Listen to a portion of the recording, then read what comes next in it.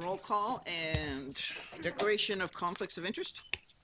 Councilmember Abram, Hearing none. Councilmember Vixel, Hearing none. Councilmember Moniz, Hearing none. Vice Mayor Franco, Hearing none. Mayor Bublak. Here and none. All right, then next is a approval of agenda as posted or amended. So moved. Second. Motion and a second. Will you call the roll, please? Councilmember Abram, Yes. Councilmember Vixel, Yes. Councilmember Moniz, Yes. Vice Mayor Franco, Yes. Mayor Bublak. Yes, passes 5-0. Thank you. On to presentation, item 5A. This will be Director Moreno. Actually, both of them will be. Just stay up there forever, right?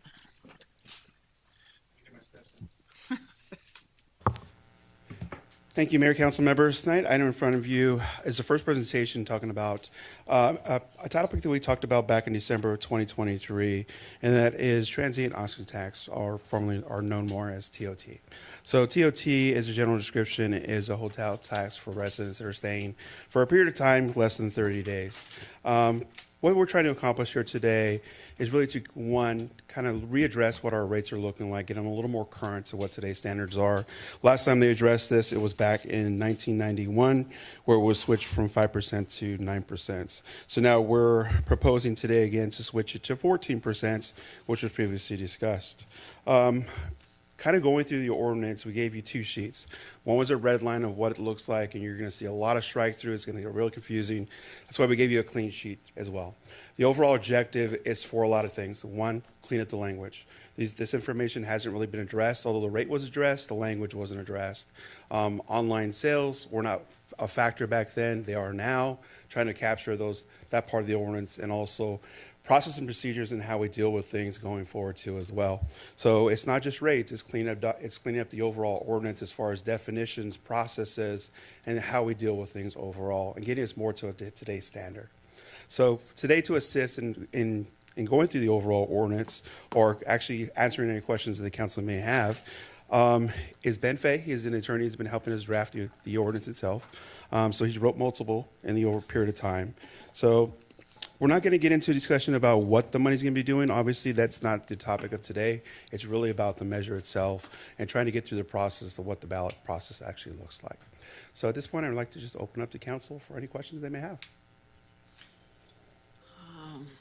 Is there somebody doing any part of a presentation, or if I just start picking apart? No, start picking it apart. I mean, the overall, again, was really just to go through the document and kind of if there are any general questions of what they look like. TOT's been talked about. We know what TOT is, trying to understand what the definitions are and the high points of the bullets. Again, the high points are really just getting us right to where we need to be and getting us the structure to where we need to be so we can collect. Right now, for example, Airbnb, we can't collect it because our definitions are not appropriate, our format is not appropriate. Just kind of looking over the website itself, which I thought was a little bit shocking, we actually have about 91 BOB individuals or locations that are here that we're not even capturing, right? So that's value that we're missing out. So that's really the overall structure, getting us back to where we need to be in that sense of the way. So I have a question in regard to the definition parenthesis for D, and I think we've talked about it previously, but so 30 days is your TOT, 31 days stops TOT.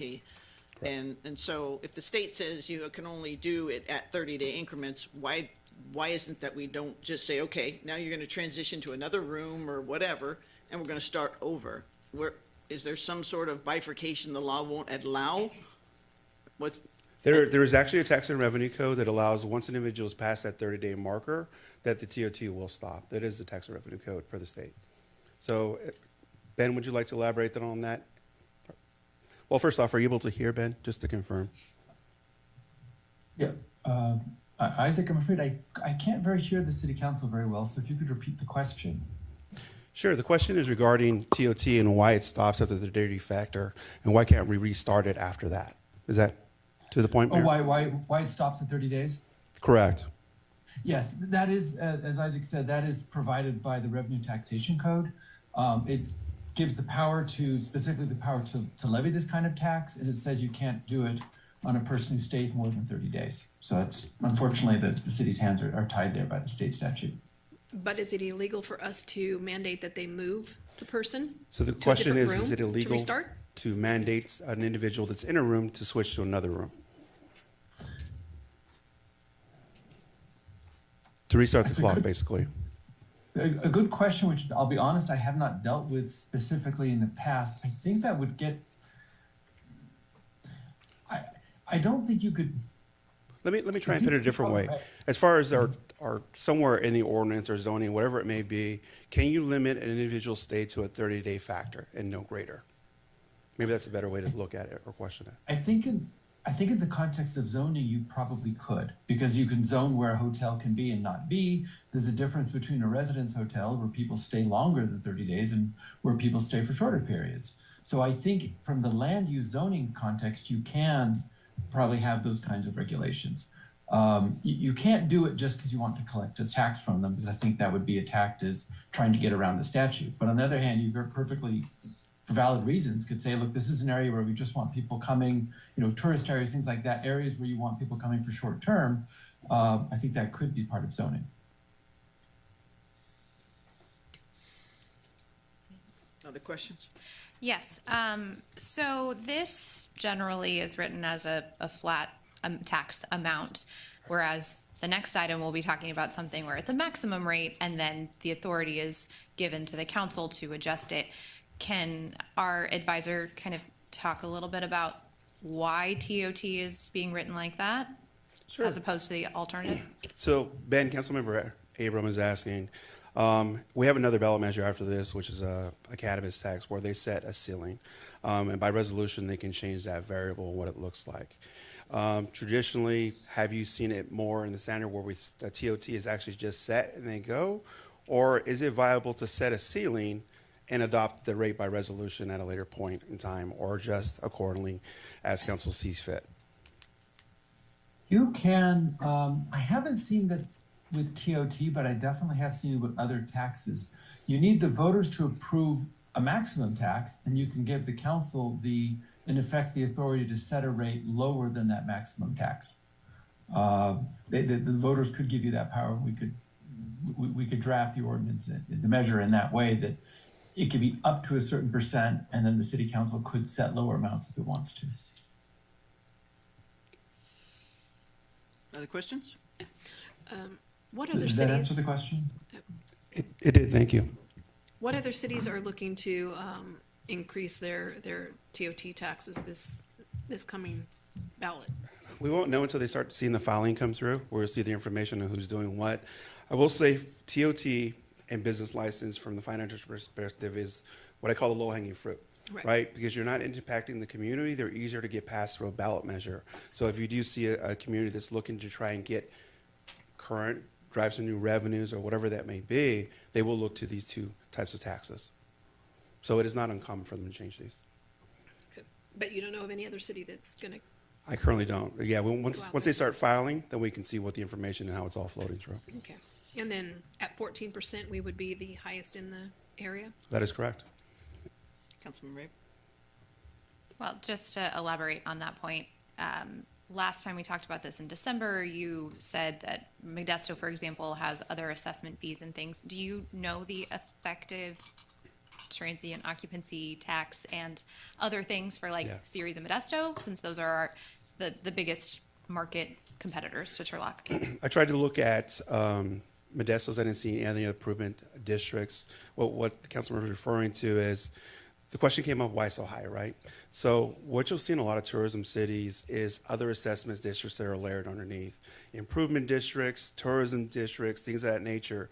So your TOT may be 12%, 10%, but you got other percentages or fees that are layered underneath that. So your TOT is not really as impacted because you're only visually seeing that one. So I didn't see any within this county, but I have seen them in other cities. I looked at, for example, Sacramento. Obviously, that's a bigger city. I think there's different drivers there, but there are those aspects out there.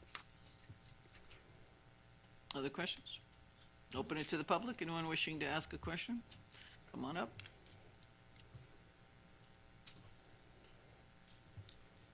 Yes, I'm Milt Treeweiler, Turlock citizen. When this first came out in December, I went around and talked to 3 of the hotels here in town, and I talked to the directors, the people in charge of what was going on in the hotel, and I told them what had been proposed, a 14% TOT tax. And again, there's a printout of all the cities in California and what they're charging, and the only two with 14 are Los Angeles and San Francisco. And I asked the hotels, why are they so high? Well, it's because they have a lot of amenities. People are coming there not just for the hotel, they're coming there for the amenities. And the hotels here in Turlock said, well, we don't have a lot of amenities here in Turlock that will draw that kind of tax. And they were concerned, especially the operators or the people who get a percentage of how many people they book. They told me that that would mean that people would be staying in Merced, Atwater, Ceres. You know, they're not going to stay here when they can go down there and get it in Ceres. It's Modesto's 9%, Merced is 10%, Ceres is 10%, Manteca is 9%. The people who are just traveling up and down the freeway are not here because of our amenities. They're here for a night's sleep. So, you know, why pay the 14% when you can go 6 miles farther and pay 9%? And I never could understand the rationale behind that. There might be one rationale, but you say there are other taxes you can charge. It's my understanding that the federal government has done away with that. I'm not sure to what extent. You know, they're not allowing all these extra tax additives. You know, you have your rate and you can't keep adding different things for different districts and stuff like that. But it's very concerning to me because I was talking to the hotel people and they did not like this idea. And they're the ones who are going to have to live with it. Is it going to make us that much more money? Well, what they said the money was for the city could advertise the hotels and amenities that we have in Turlock. But, you know, realistically, we have some, but we certainly don't have a lot. People are business people driving up and down the highway, and they're going to the hotel where they can find a good night's sleep. So I think we have an issue here with the 14%. 10.5% might be okay, 10 or 10.5%. 14% is just not realistic in Turlock, California. Thank you. Anyone else?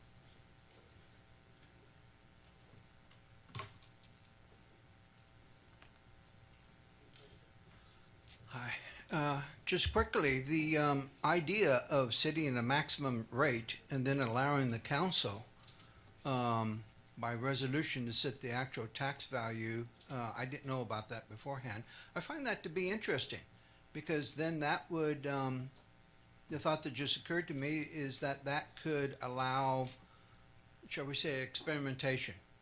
Okay, to where if you set it, let's say by resolution to 14%, you actually find out we get less revenue, and the hotels actually say, "Hey, you know, you're hurting our business." You can come back and quickly pass a resolution.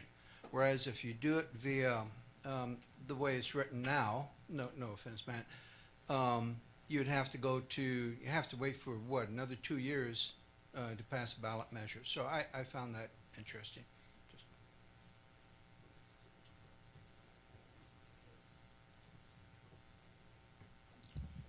Mayor, council, staff. Yeah, I had a couple of questions on this one.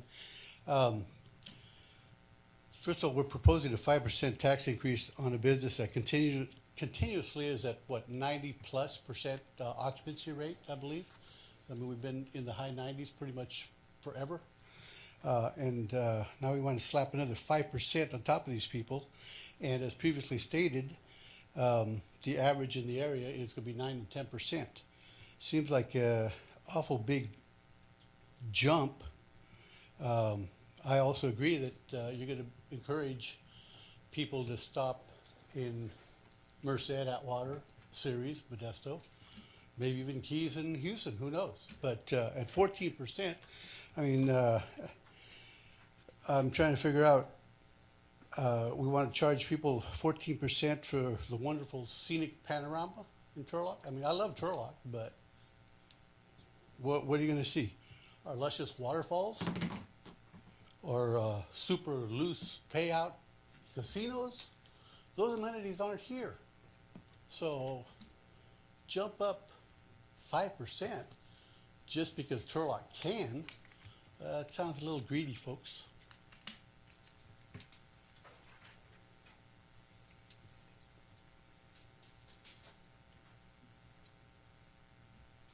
I'm no expert on hotels.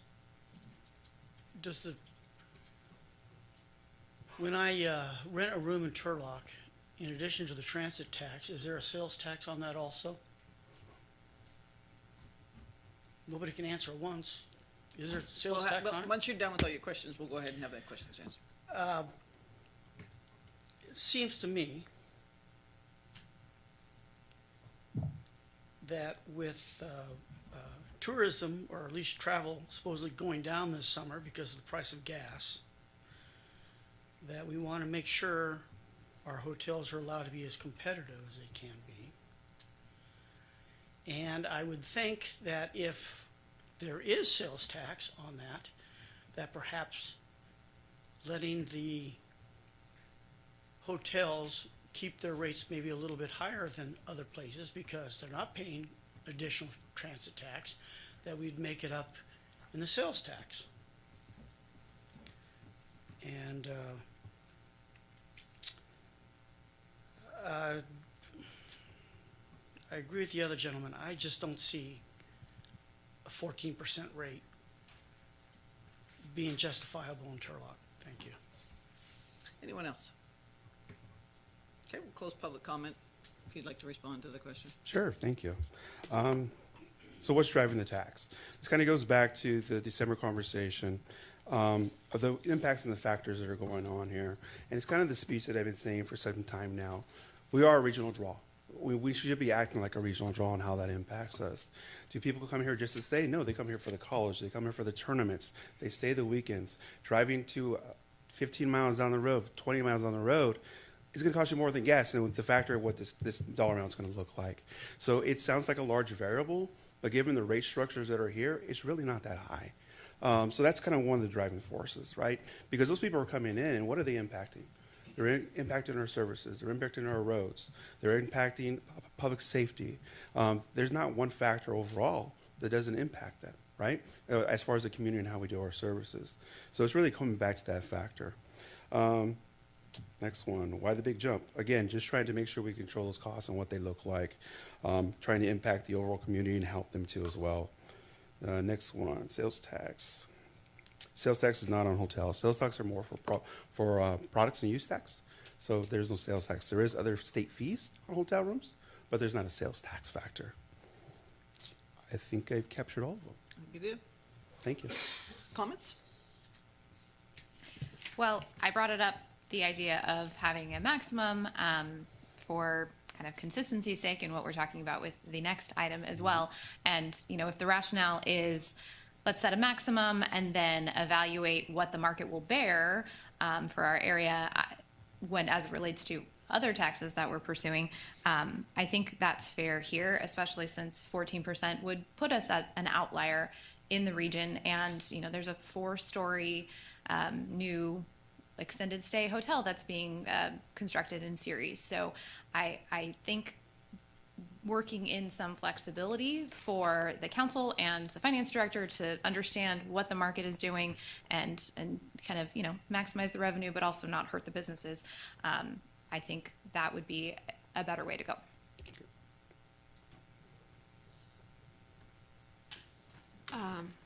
Not sure that 14% is a rate that I would set my sights at, but I'd travel a fair amount, and you don't see the transient occupancy tax until you get your bill, and we're talking $5 per $100. So, you know, an average hotel room at $200 a night, you're talking $10 extra. Like you say, to drive from Ceres to Turlock, or from Merced to Turlock, you're gonna waste that in no time. But at 14%, we would be the highest in the county. Even places like Livermore, Manteca. Manteca's at 12%. Ceres 10, Modesto 9, Livermore 8%. So, like I say, I don't think I'd set my sights at 14, but I'm not opposed to increasing a bit. So there's many people in this room who've put propaganda out about me, and it's true. I do not like taxes. One of the reasons people would come here and not pay attention to the TOT is because we plan and we keep ourselves safe. And the difference between a city north of us and us it's drastically different. You want to be here, you want to be safe. And that's our goal, I believe, with all 5 of us, is that the first thing you remember about Turlock is it's safe. And so for that, I think that people will pay the difference, whether or not. And then as far as extended stay, that's really probably not our biggest target, because after 30 days, you lose the money. So you're not really, they may be staying and buying, $10 hamburger or something, but really, what are we looking at where's the target? But we are meeting on a quarterly basis with the hoteliers, and I believe there's another meeting on Friday. And Mr. Wilson, didn't you meet, or was it Mr. Sims met with them and they've not spoken against it? I met with him on one occasion. Mr. Sims has met with him routinely, and I have not had any feedback that says they're opposed to this. Thank you. Any other comments? So do you need direction? I do. So first, we'll look for direction. We'll bring it back in the next meeting. That will be the formal adoption. Direction is really about the rate, so it is set as is. You will have another conversation. You can change it at that time, but as is, we'll look for direction just in that factor only. Does it have, excuse me, have to be worded differently to have a maximum that then It does. the council could, I mean, okay. It does. So hypothetically, what would your high be? I think it's fair to set it as a maximum of 14, and then, to echo the comment, that we could try it for a year and see if the occupancy rates are affected, and understand how the market is with that, the new hotel in series could be extended stay. People can stay shorter than that amount. So I think that a maximum of 14 with flexibility is the middle ground. Is there comments or agreement with that? Helping him with his verbiage? Well, I certainly like the idea of having the flexibility and setting a max. I'm not sure, well, I'm pretty sure I don't like to be the highest in the state. That makes me a little upset. So I can't say we're not going to be the highest state. The highest I've seen is probably close to 20. The state list that they were referring to today, there is more than a couple. There's a good handful of people that are at 14 or higher. So there's people out there. And Manteca wasn't on that list. No. Was not. Because I had to go Yeah, I'm out, I sorry. had to go out Hold and on, hold look. on. I can't hear with Mr. Treewaller talking. Okay, go ahead. I'm sorry. I had to go out and look online and do a little research on the locals that were close. Couldn't find Lodi either. Yeah, a good example as far as different rates that you won't know about. Modesto actually has a 9% TOT, but they have a 1% admin on top of it. Right. So So they're at 10. They're over. It's They're like actually 10. 6 in one, half a dozen in the other. I'm good with flexibility. I'm good with anywhere between 12 and 14%. The mayor's point hits home very clearly. People want to come to Turlock for a reason. People feel safe in Turlock. Turlock is a nice community. Turlock is not Modesto. Turlock is not Ceres. Turlock is not Merced. We are Turlock. Can I get an amen? Okay, do you need anything else? that's perfect direction. Thank you very much. All right, then we will switch over to your next item. Thank you, Ben. Thank you.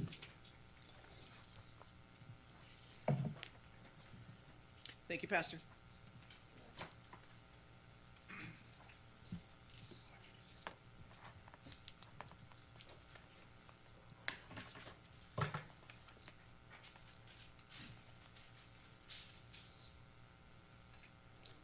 So again, Mayor, Council Members, state item again is another item that we were talking about. This is coming from some of the actions that came out of the cannabis ad hoc to start looking at formalizing what the tax looks like for the cannabis industry.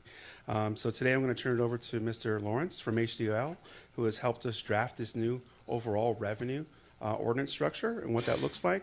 There's a couple bullets in there, but we'll look for a little bit of direction on what that looks like, and then kind of go through the overall big picture of what it's doing. Good evening, Mayor Bublak and council members. Nice to meet you all, and thank you for having me. My name is Mark Lovelace. I'm a senior policy advisor for HDL Companies. Just by way of background, prior to working for HDL, I spent 8 years on the Board of Supervisors in Humboldt County as we were dealing with developing cannabis policy. So I'm going to provide a quick presentation for you here. A little bit about HDL. HDL is a municipal finance consulting firm dedicated to serving only local governments. One of our practice areas includes cannabis consulting, where we help cities and counties develop best practices for regulating and taxing the industry. I want to emphasize that we work only with the public sector. We have no private sector clients within the cannabis industry, and we remain impartial or agnostic regarding issues with cannabis. We understand that it can still be a very values-laden issue. Our goal is to provide you with information to assist you in making the best decisions that you can, and where you land with that is between you and your community. So the objectives of our discussion here, the goal of this presentation is just to give you an overview of the draft cannabis tax ordinance and identify some of the key provisions where the council may want to provide some input. We'll also provide an opportunity to take some comments from the public and stakeholders and discuss the process for placing the measure on the November 5th ballot. By way of background here, first let's talk briefly about the existing cannabis business pilot program. It was established in 2019 with all businesses required to enter into rolling 5-year agreements. Among other things, those agreements provide a community benefit fee of 5.25% or up to $45,000 a month. The agreements have generated almost $5 million to date, which works out to, I believe, around $4.1 million per year. Or excuse me, $1.1 million a year, a little over, though it has varied per year. I want to emphasize that this was a pilot program and it was not intended to be a permanent revenue generating mechanism. The first agreements were entered into in 2019 and would expire by the end of this year. So about a year ago, in June of 2023, HDL provided a presentation to the city's Cannabis Ad Hoc Committee to help it consider whether the city should extend or revise the existing pilot program or replace the development agreements with a voter-approved cannabis business tax as a means for generating revenue for the city. Since we're talking about revenue, I want to give a quick recap of the 3 different mechanisms that are often used. The first is fees, and it's important to note that fees are not a revenue-generating mechanism. All of the city's actual costs for permitting, regulating, and enforcement related to the cannabis businesses should be recovered through administrative fees, which are limited to the city's actual cost for staff time, consultants, other expenses that go into regulating the industry, including the development of the regulatory program. And through that leaves any revenue that's generated by a tax or development agreements available for discretionary spending as the council may see fit. The development agreements can also provide community benefits other than revenue, but they do have to be negotiated and agreed to with the business. Cannabis taxes, on the other hand, are usually assessed based on gross receipts or on square footage in the case of cultivation. But they do require voter approval. That would be either a simple majority of 50% plus 1 for a general tax, or a 2/3 majority, 66.7%, for a special tax. Special tax being where the revenue, either in whole or in part, has been pre-dedicated to a specific purpose for the city. So with that background, now let's take a quick look at the draft ordinance itself.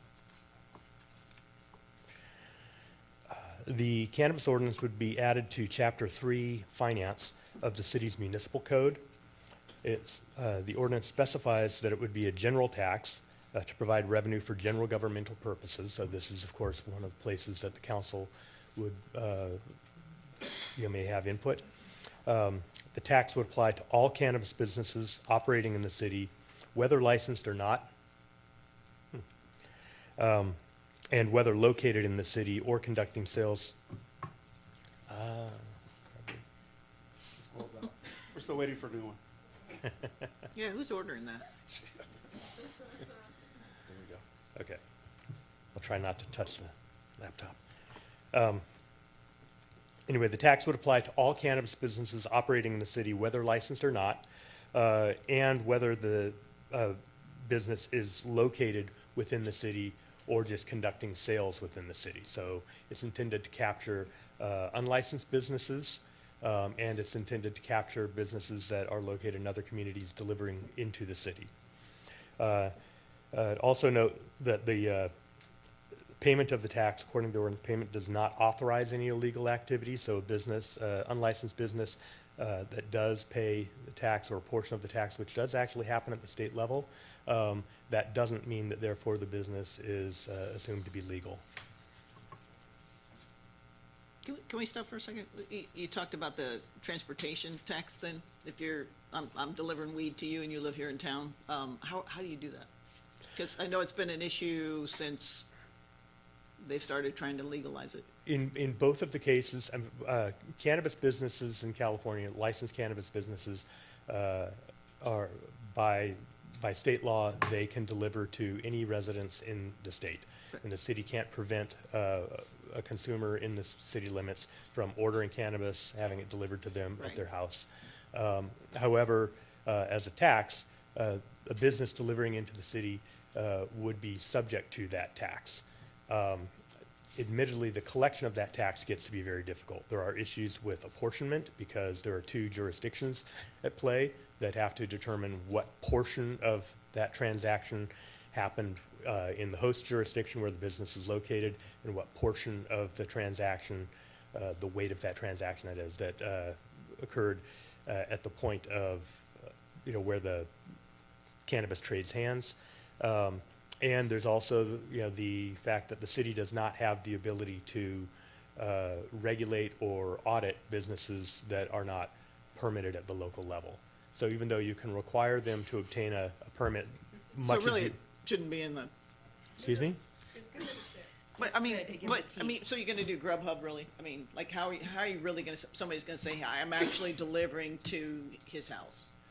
What we have found, we have worked with a number of jurisdictions that have tried to require businesses delivering in. We help them identify those businesses that are delivering into them, provide a letter letting them know of their obligation to do so. And we have seen some effectiveness of that where businesses will provide some portion of payment. You do not have the ability to separately audit them, so you kind of have to, you probably have to just accept that at face value. And we've also seen some businesses saying that if they're subject to the tax, they'll no longer deliver into the city, and that is verifiable. So, just in terms of looking at whether or not they advertise or just calling up and asking, hey, I live in Turlock, can I purchase? And so there is some effectiveness, but it's not the same as your ability to regulate businesses that are located here. Thank you. Section 312.040 provides definitions for a number of important terms used in the ordinance. Just a couple of them that I'm going to hit on real quickly here that might be of particular interest. The ordinance, as provided to you in the draft form, allows that cultivation can be taxed either by gross receipts or by square footage. And so in the case that it would be taxed by square footage, you have to be able to say square footage of what. And so canopy needs to be defined in that case. One of the important pieces of that is that canopy includes plants on multiple levels or shelves, because it's very common for, especially with indoor cultivation, that you may have multiple tiers. So every level that you have within that warehouse where you're growing counts as additional square footage. Capture all of that.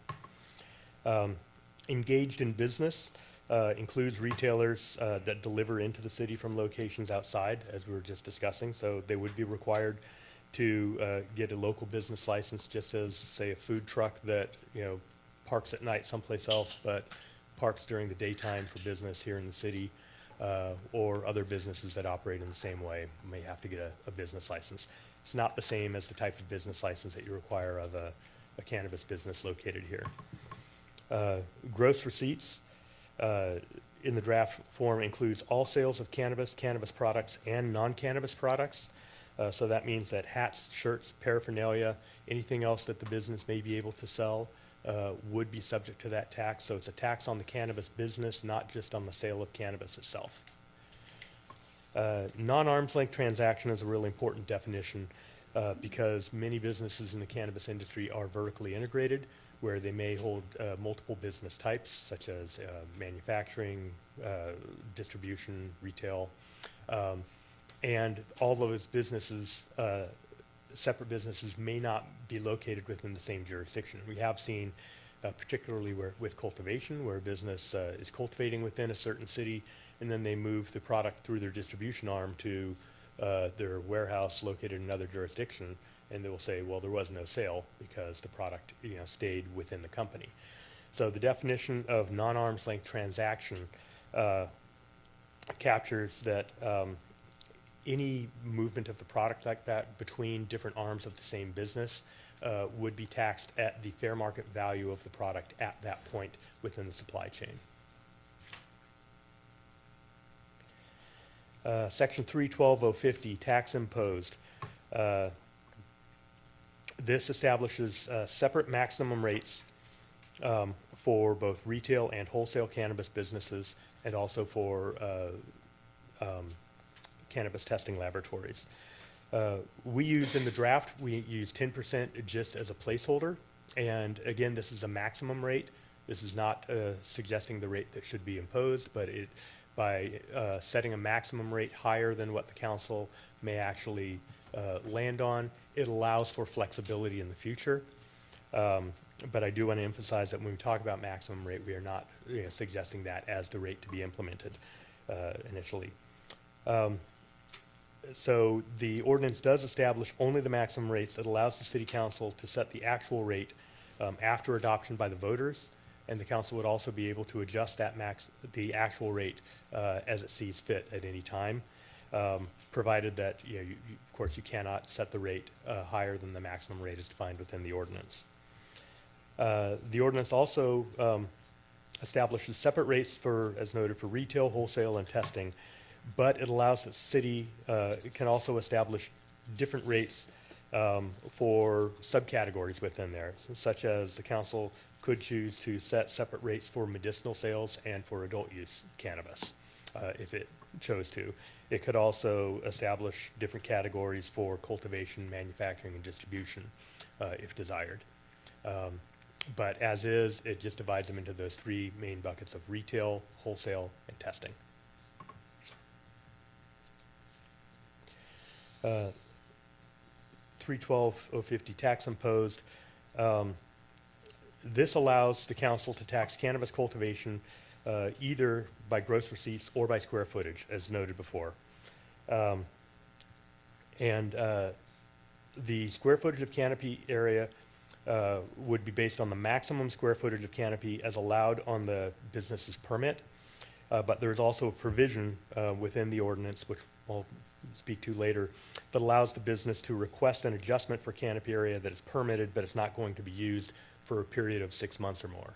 So in other words, if they have a permit for cultivating 20,000 square feet, but they're starting off using only half of that or something like that, and the idea is to grow into that space or whatever, they would be able to request the finance director to provide them with an adjustment for that purpose. This is not an adjustment to be this month I'm going to grow this much, that month I'm going to grow, some more or less. It's for a period of 6 months or more, and it has to be requested in advance. The rates are varied for indoor, mixed light, and outdoor cultivation. As you can see, $10 a square foot for indoor, $7 a square foot for mixed light, $4 a square foot for outdoor, and nursery at $2 a square foot. And that's because each of these different cultivation types has a different number of harvests per year that the grower can realize, and also the market price that's been awarded for these different categories. Outdoor cultivation tends to get a much higher market price and can cultivate far more cycles per year, especially than outdoor cultivation, so there needs to be a different rate there to adjust that. Again, these are just maximum rates, that are provided. And if the council chose to implement the square footage tax, we would work with the council to determine what would be an appropriate rate for each of those.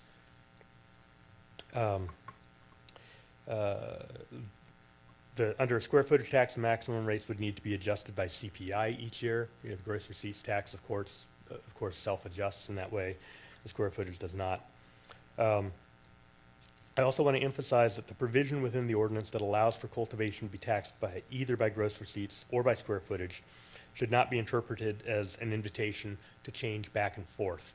Each time you change that, when you have the tax up and running, each time you change from one mechanism to the other, you will have winners and you will have losers. You'll have businesses that pay much less tax under one mechanism versus the other, and they will be very much in support of that change.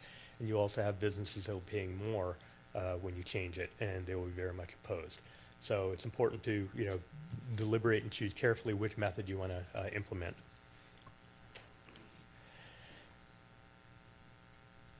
Through 12060, registration, reporting, and remittance of the tax. All businesses would be required to register with the city, again, including retailers located outside the city that deliver into Turlock. The gross receipts tax would be paid monthly based upon the sales for the preceding month. The square footage tax, because the amount is based on a single amount, you know, the square footage that as a single annual payment, it would be divided up into 12 monthly payments. The ordinance also allows that the finance director can establish an alternate payment schedule if desired, provided that it doesn't result in an increase to the amount of the tax. A couple of other administrative provisions just to hit on real quickly.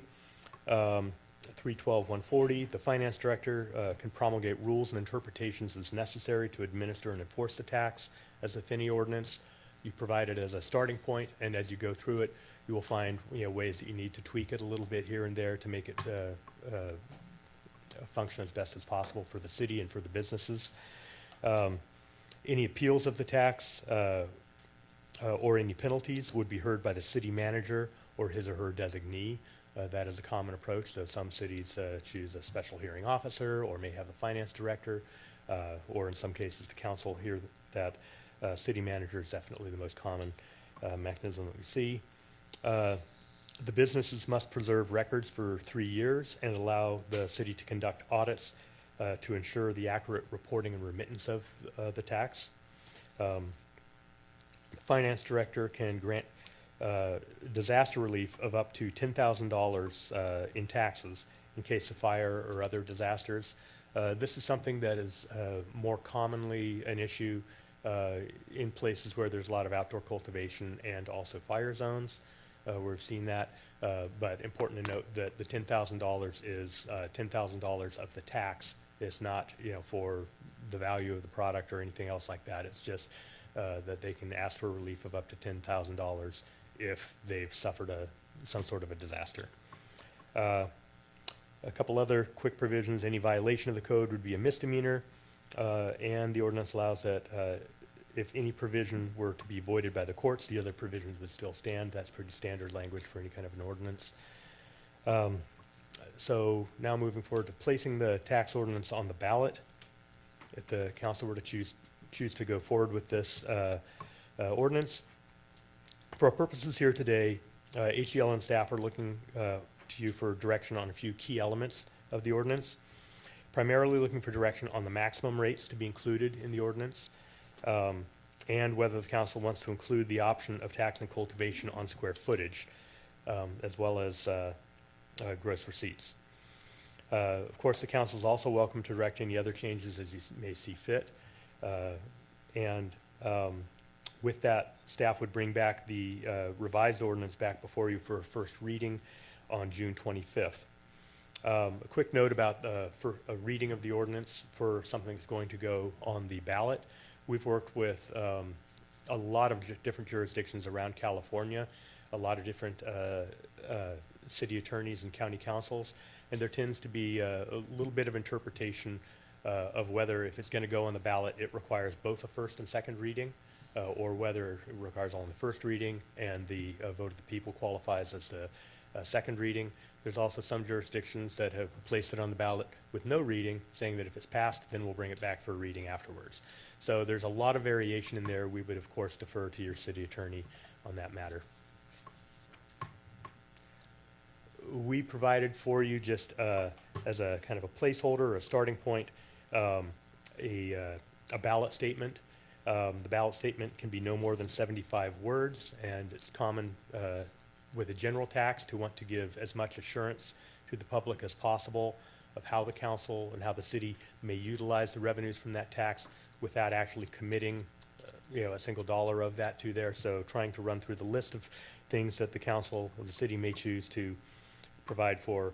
We shall the measure to fund general governmental services such as public safety, emergency response, youth programs, parks and trails, capital improvements, and addressing homelessness by taxing commercial cannabis businesses at a rate not exceeding 10% of gross receipts or up to $10 per square foot for cultivation, raising approximately $1 million annually and lasting until ended by voters be adopted. There's a lot of things in there that the council could choose to want to adjust. Of course, the tax rates, whether or not you want to allow the square footage rate to, which kinds of services you want to mention within that statement, the revenue estimate, which again is based upon the revenue that's actually generated under the development agreements. But again, this is just to give you a starting point for discussion. If the measure passes, then the council, because you have these existing development agreements, each with a rolling 5-year term, the council would have to determine when and how you want to replace the revenue provisions of those development agreements with the cannabis tax.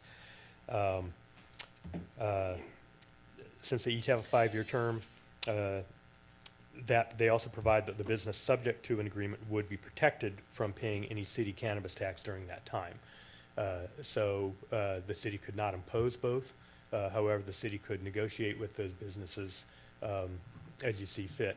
So the options could be that as each development agreement terms out, they could become subject to the tax, or you could work with them to basically replace the development agreements with the same tax rate.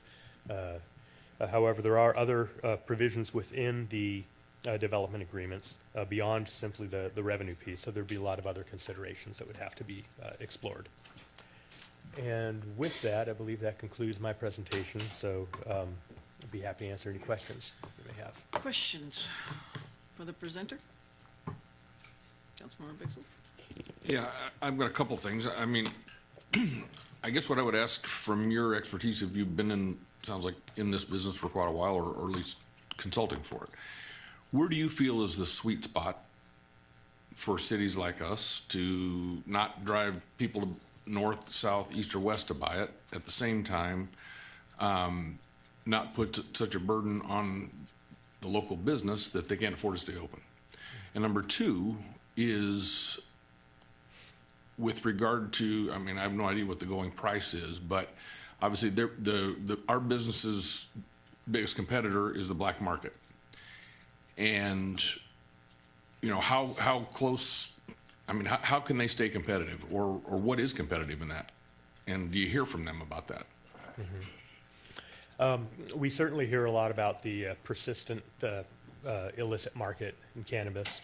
And where we see that mostly being an issue is places where there is not easy access for consumers to licensed cannabis. Though there is a price differential in there, it tends to be, in our experience and our research, it tends to be mostly based upon lack of access. And lack of access doesn't just mean that the city has a cannabis retailer. It means, is it as easy and convenient for a person to buy cannabis as it is for them to buy beer or to buy groceries or something like that? So if by access, you know, a city means, oh, well, there's another city 30 miles away that has cannabis, they can just go buy it there, then that's an invitation for the illicit market. The tax issue is, there's a lot of similarities with the discussion that you were having previously about TOT. For the most part, you know, we don't anticipate that customers, when they're calling a store to either to order delivery or to go into that store, that they start by asking what's the local tax rate.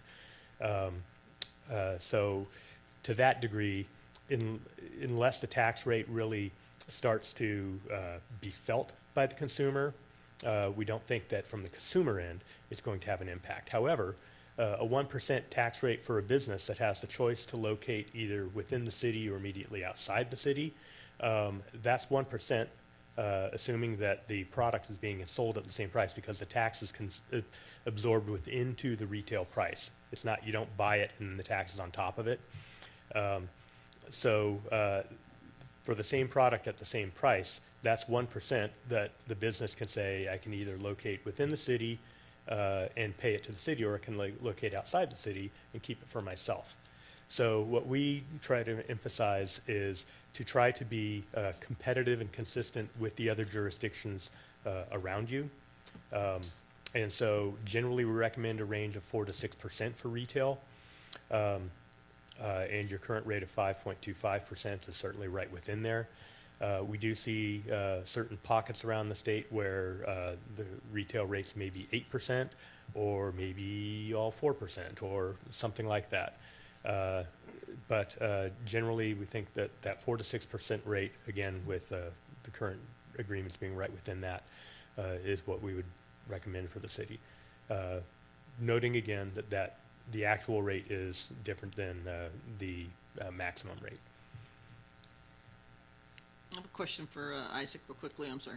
I know that we worked with the state on audit that was supposed to be done every year or 2 years or something. Do we do it, or did we just say we were gonna do it? And would that be what we would still do, or would we expect our staff to do it? Those compliance factors are actually part of the other side of the ordinance as far as compliance and things of nature.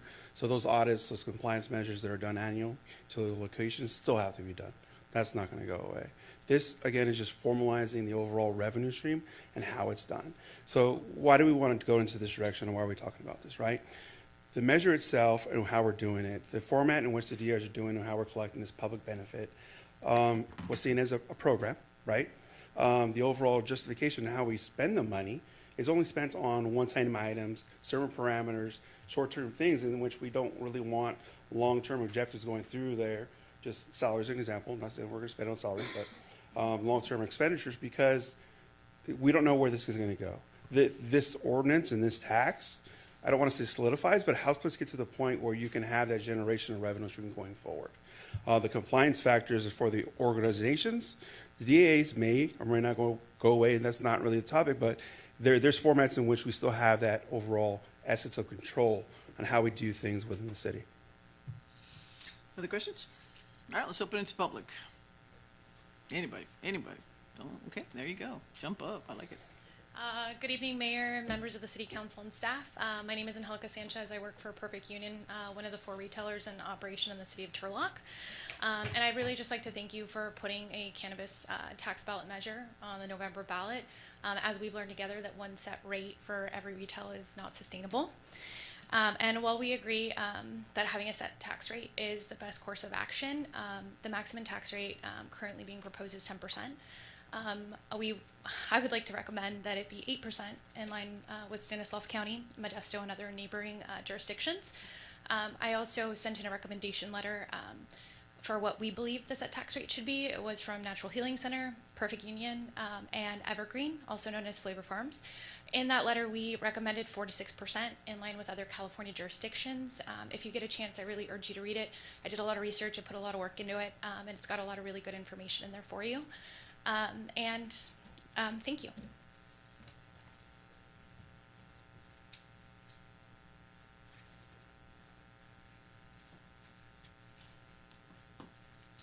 Okay. Yeah, I had a couple questions, and I was glad to see the survey. Can we bring the survey back up? You had a couple of slides back. The survey was towards the end. Do you mean the? Yeah, right there. sorry, Perfect. right. Because that's It's about the language. Yeah. Gotcha. yes, because that's kind of what my notes. That's what I want to talk about. So I was glad to see that. First of all, yeah, the program sounds okay, but I just want to make sure that we're treating, as I've always said in the past, a business is treated as a business. We don't want to sit there and give undue hardships on any business that we bring into Turlock. So either, if you're gonna let a business work in Turlock, let them work as a business, just like any other business. But the main thing I had here, with the points in here, I didn't read the entire proposal, but I did read part of it where it said that this tax would be going to the general fund. And that kind of, I would like a little bit more of this language in there, because currently we have some of these things in the agreement. You've got the kids programs, you've got the public safety, public awareness. So there's monies that are earmarked for those specific projects. I would like to make sure that language in your proposal specifies earmarked for these particular programs. Thank you. Anybody else? Ron?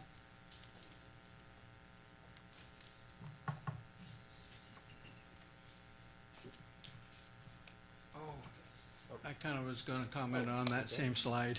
Sorry about that. Yeah, I understand why you do that, but I don't like the wording, because you're not being honest.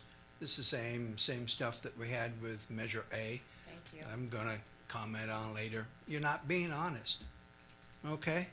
People don't trust the federal government because they're not honest, don't trust the state government. Come on, guys, you're our neighbors, okay? If we can't trust what you're going to put on the ballot, I mean, what are we, okay? So that's one comment.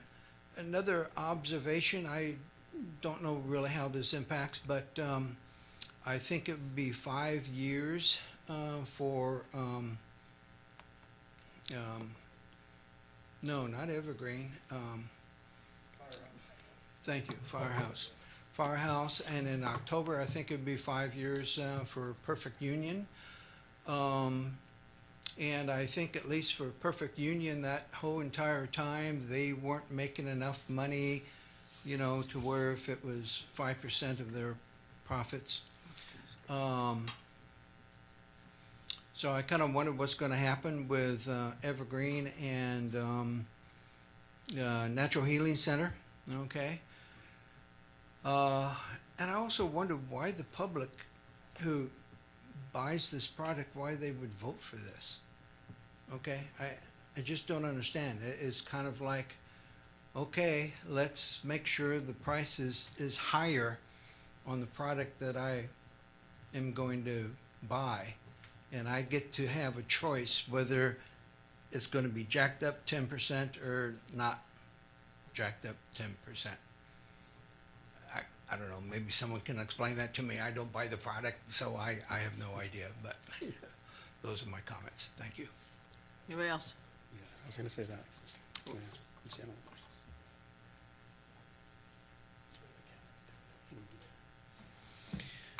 The state of Colorado, one of the first states to allow cannabis, has seen $750 million drop in cannabis sales the last 2 years.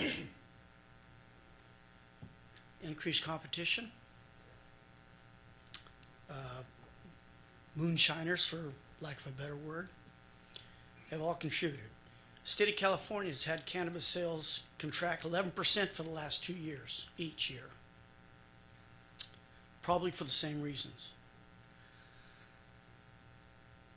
It's my opinion that once we legalize cannabis, that it should have been taxed just like anything else, like your liquor stores. And it seems to me that cannabis has a sales tax on it of a regular rate. That's 8% in Turlock. And now up to 10%, you're talking about an 18% tax on a guy trying to buy a pound of pot. And I don't think it's sustainable. And I think at this time,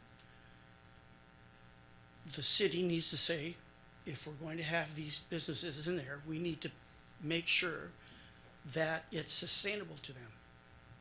Thank you. Anybody else?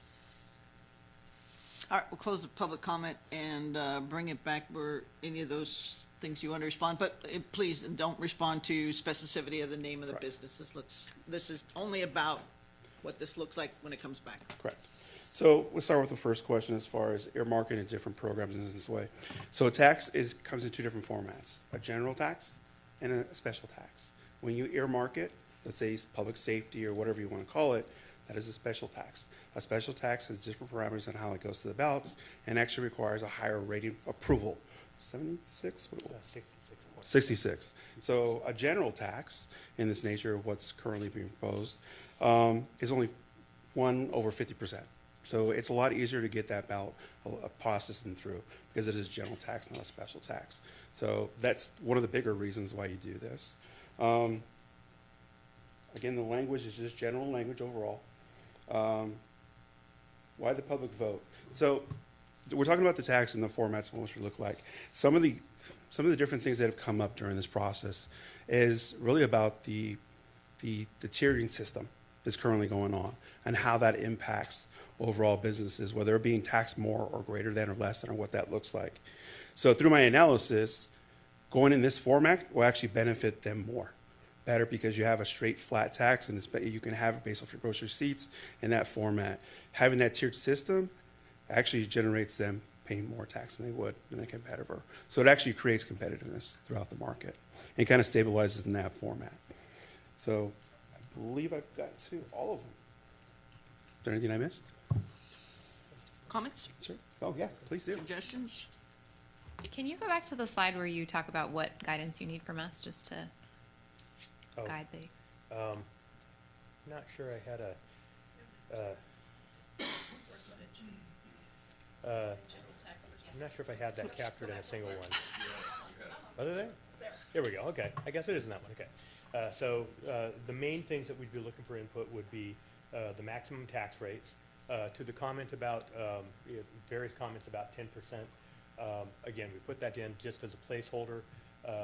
And while, it does, if the council were to enact the tax at a lower rate, then that doesn't matter. But on the other hand, why have a figure on there that there's no intent to ever utilize? So that's for the council to consider. The question of whether or not the council wants to include square footage as an option for cultivation, that's it can be in there and never utilized if the council chooses, or the council could determine that that is how you want to do it. That would be something that I would suggest you may want to have a discussion with some of the businesses about that. And the general tax versus special tax piece. One thing that I wanted to add to what Isaac had to say, excuse me, I guess I should be on the microphone better. We have done an analysis of, I can't remember the figure, but I believe it was over 100 cannabis taxes that have been placed on the ballot in California. And the vast majority were done as general taxes. And of those, 90%, I think it was 91% of those that were placed on the ballot as a general tax passed, and only 45% of those placed on the ballot as a special tax passed. It is kind of counterintuitive that when the city tells the public exactly how you're going to spend their money, that it requires a higher voter threshold and it meets with lower success.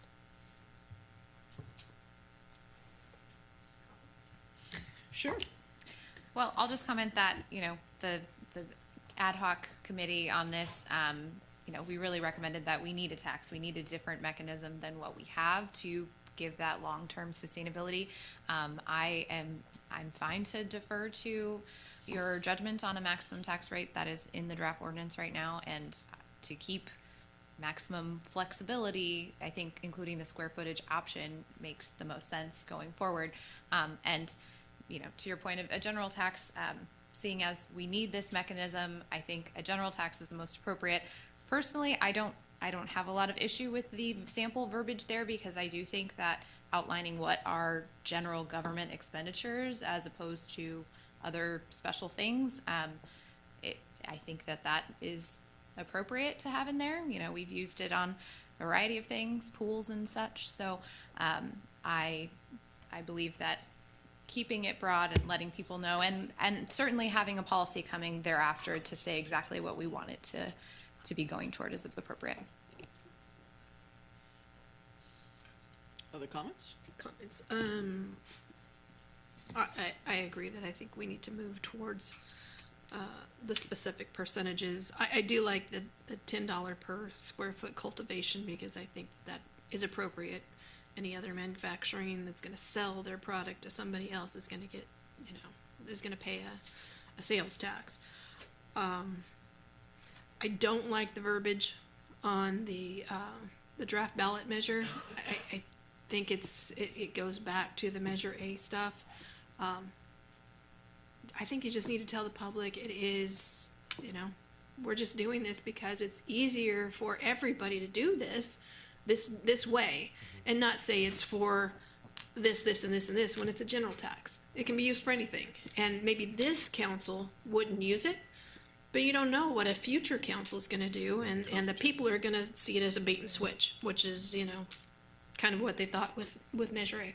Councilmember? That's exactly what people thought with Measure A. I want the money for the ongoing maintenance of Columbia Pool. That's no secret, right? But when we start writing that on ballot measures, people expect that. And if it's not written as a special tax, you can't hold anybody's feet to the fire with it because it's in fact a general tax. So people need to know the difference in that. I agree with Cassie. We do need to go to a tax rate. I think the square footage needs to be included in the cultivation, but Vice Mayor just hit the nail on the head. We don't want to deceive people. We're not going to make promises we can't keep. And trying to pass something off as a special tax when it's a general tax is exactly what happened with Measure A, and we don't need to do that again. And one other comment to a speaker, we can't treat every business the same because those who sell alcohol have a far different standard, and I would say that this is similar in that. So as much as businesses are businesses, there are different standards. Do you have enough to work with on now, or do you need more? I believe you do. Thank you for the direction. Wonderful. Thank you, sir. And you got 5 stars from Supervisor Chiesa. He says you're a good guy.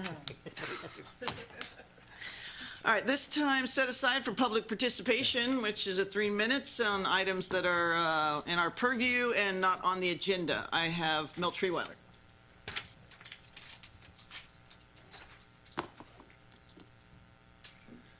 Good evening, council staff and citizens. Milt Treeweiler. Many people today have lost their connection with facts and reality. They're living in a dream world. Psychosis is a condition of the mind that results in difficulties determining what is real and what is not real. Climate change and the harm caused by plastics in our environment are 2 good examples of how people are not following facts and reality. People have delusional beliefs. Delusion is a false belief that is not amiable to change in light of conflicting evidence. We're at a critical time in our history. Too many people worship money, pleasure, and power. Climate change is a fact and reality, and I have a handout that was passed out to you, and we're going to talk about that. Today, it's caused by us humans. Climate change is actually caused by us humans. Today, the carbon dioxide levels on our planet have reached 424 parts per million. Just 64 years ago, in 1960, the carbon dioxide levels were 320 parts per million. This is an increase of 104 parts per million, or 33% in less than a century.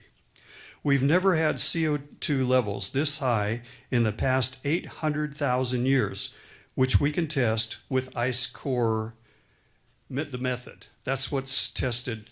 If you look on here, it's ice core testing. So what's so bad about that? Carbon dioxide in our atmosphere just happens to be the regulating gas that determines the temperature of our planet. If there were no carbon dioxide in our atmosphere, our planet would be a frozen snowball. Good records of Earth's temperature. Now, if you look at the other side of the handout, this is talking about temperatures. Good records of Earth's temperatures date back to the 1880s. The 10 warmest years on our planet have all occurred in the last 10 years. Last year, 2023, was the warmest year since record keeping began. Plastics were, and now I'm talking and switching to plastics. Plastics were not only invented in the early 1900s, It's a man-made material, and today it's at the bottom of our lungs. It's in our blood vessels, veins. Plastic is a molecule that never breaks down. And this is a problem. And we in our city have it all over. It's in this room, it's in our clothes, it's in our homes, it's in our streets, it's in our rivers, it's in our ocean. We have to have regulations, and we need to start doing that in Turlock, where we have regulations banning single-use plastic items. There are many substitutes that can be used in place of single use. And obviously with the carbon dioxide, we have to switch over to renewable energy. So let's do that. Let's do that, Mayor. Let's do that, okay? Thank you. And the other card I have is for Castan Santos.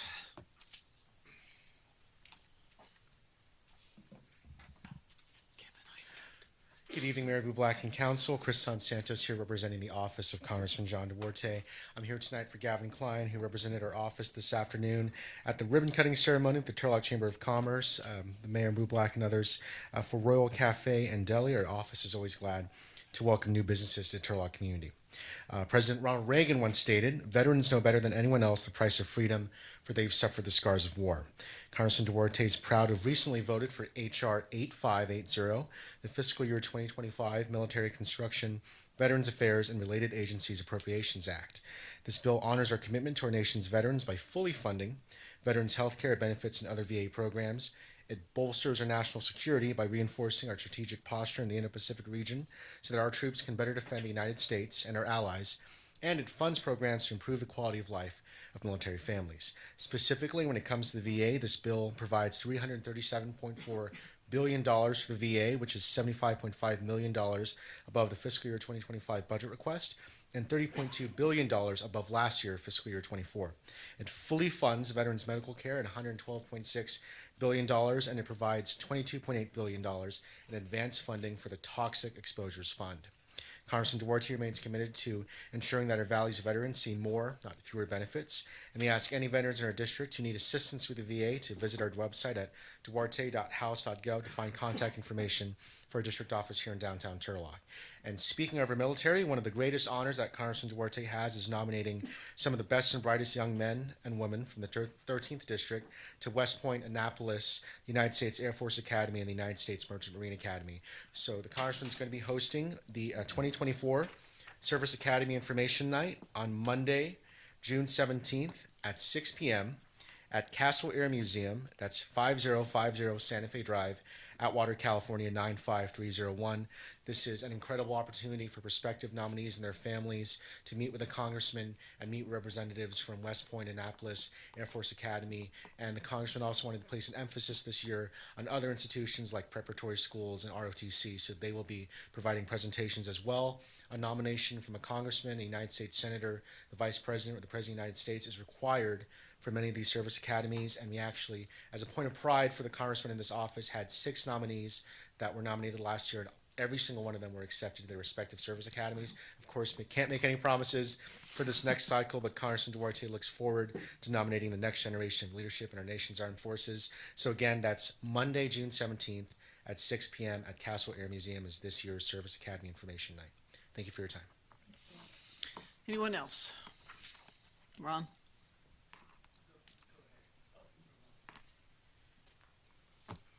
Ramon, sorry.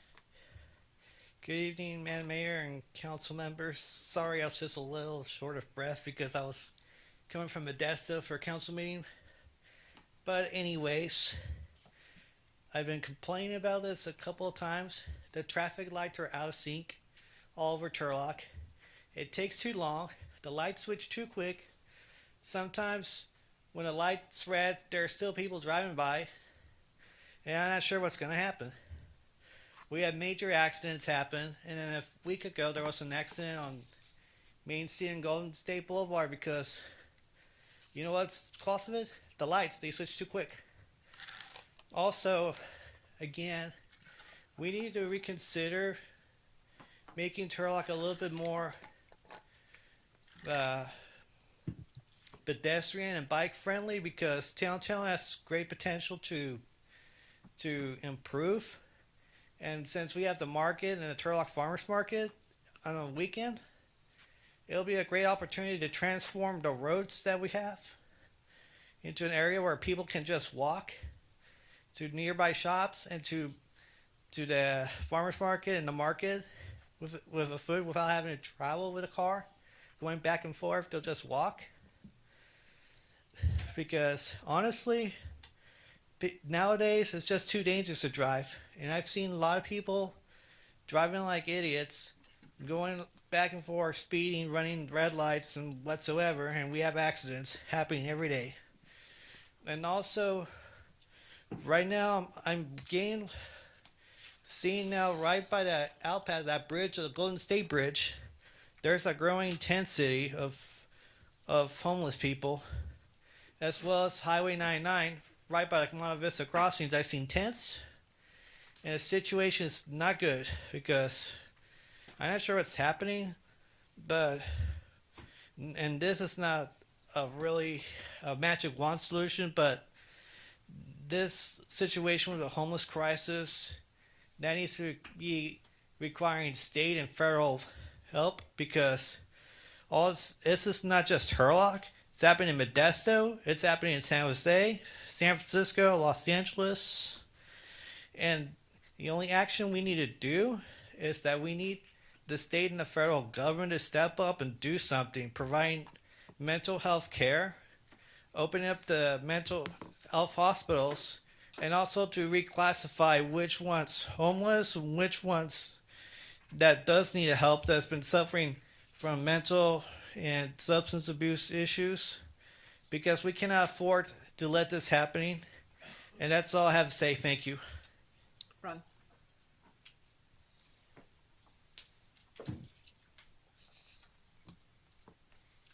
Rebecca, my condolences. Good evening. For over the past 10 years, the city has been using taxpayer monies to purchase residential properties, rehabilitating them, and then effectively giving them to nonprofits.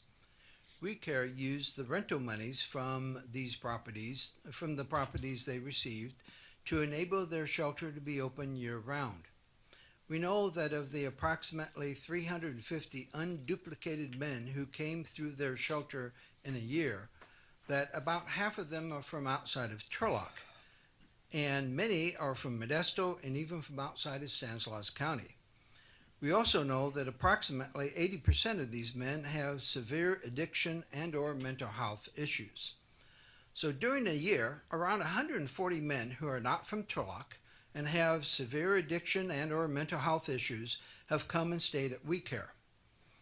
We do not have the services in Turlock to deal with their addiction and mental health issues. So during the day and often at night, they wander our city, sometimes staying at WeCare, sometimes camping in doorways of our businesses, sometimes barging into a business yelling and screaming at customers, sometimes committing crimes. The economic cost of this has been millions of lost revenue and physical damage to local businesses. The quality of life in Turlock has been significantly impacted. Recently, an elderly man was assaulted for apparently no apparent reason. A naked homeless man ran around inside the McDonald's restaurant on West Main. Christopher Klein, who is from another state, found sanctuary at WeCare while stalking multiple women. And increased homelessness has added a significant burden to our police and fire departments. I claim that a significant portion of this has been enabled by how the city and multiple councils have spent taxpayer monies. The so-called nonprofits have been enriched, while the residents of Turlock, whose tax money have funded this, have suffered economic loss and decline in the quality of life. All the while, apparently few homeless individuals have been helped, while the continued self-destructive behavior of many has been enabled, like that of John Cunningham, who recently passed of an overdose. This must stop, and stop now. When you find yourself in a hole, the first thing to do is to stop digging.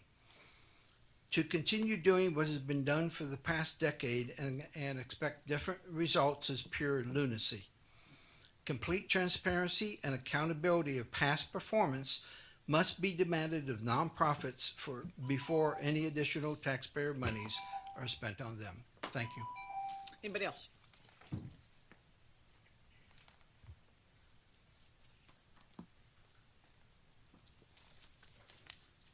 Hi, I was driving along Pedros Drive the other day as we rehabilitate that road, and I noticed that there were some repairs being done on sidewalks of some of the homes. I'm not talking about the cutouts we're doing at the intersections, I'm in front of the houses. And I know that on 20th Century that there were some sidewalks that were cut out and replaced. And this goes back to our talk about what they want to do with sidewalk repairs here. And I'm wondering, did the people pay for those sidewalk rehabilitations? Or did the city of Turlock? And if the city of Turlock did it for them, then perhaps they should think about doing that for everybody who has a sidewalk being lifted. Having said that, I'd like item 7E pulled, please. Thank you. Anybody else? All right, let's close the public comment. Bring it back for the consent calendar. At this point, E. Edward has been requested. Anything else? Yeah, can we pull B, just so I can recuse? I wasn't here and I did not have time to confirm Fair the enough. minutes. Thank you. All right, item B and item E. Edward. Any others? Move to approve as amended. Second. All right, we have a motion and a second, and also just for the record, there is a green sheet or something like that. We changed the agenda when it went out initially because there was an error in the minutes, I believe, correct? And if you call the roll. Councilmember Abram? Yes. Councilmember Bixel? Yes. Vice Mayor Franco? Yes. Councilmember Moniz? Yes. Mayor Bublak? Yes. All right, that's 5-0. We're gonna do B, so I guess you should leave. Yeah, I'll just leave. Sure. Okay. It's the item with the meeting minutes. She wasn't here, so what is the will? Move to approve. Second. All right, we have a motion and a second. Call the roll, please. Councilmember Abram? Yes. Councilmember Bixel? Yes. Vice Mayor Franco? Yes. Mayor Bublak? Yes, passes 4-0 with a recusal, and she's back. Item E. Edward is resolution, traffic prevention maintenance, and Mr. Fisher, Director Fisher, General Manager Fisher. What else you want to call? Can you pull it up a little this way? There you go. Sorry. Thanks. Item 7E is for an approving an amendment number 1 to agreement 2023-57 between the City of Turlock and St. Francis Electric Company for traffic signal preventive maintenance and repair services. This amendment is to request the increase of the annual compensation from amount of $250 to $500,000 for the remaining of the 2 contract years for a total of $1,250,000 over the life of the agreement. The funds in that will be 216 Streets local transportation accounts for contracts for signals, for services signalization, as also 218 Measure L account for the contracts for service signalization as well. The city has about 100 traffic signals. We looked at each and every one of them, and I have to say that most of them have some kind of issue that needs to be repaired. I think during budgetary cutbacks and, during COVID, some of that stuff fell to deferred maintenance practices. I looked at net asset replacement value. So a traffic signal was typically installed and new between $1 and $3 million. So you're looking at $200 million in assets out there. Net asset replacement value, typically, and my insurance colleagues are probably going to shoot me for this, but about 80% of replacement value. So we looked at that. And so if you look at world-class maintenance practices, you should be spending about 2.5% on the net asset replacement value, which puts us about $400,000 per year. And that would be if we did that every year, which we haven't done.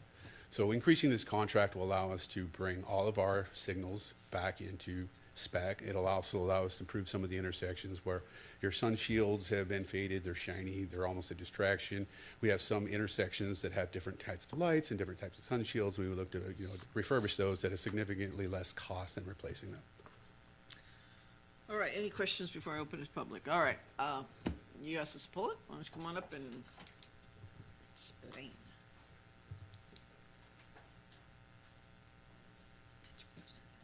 does this contract include, as a prior person spoke during public comment, synchronizing the lights? Or is it just strictly physical maintenance? It's going to primarily address physical maintenance. The synchronization studies will be done by the engineering department under a different contract. Okay, then it must be 6, 9, or even a year ago.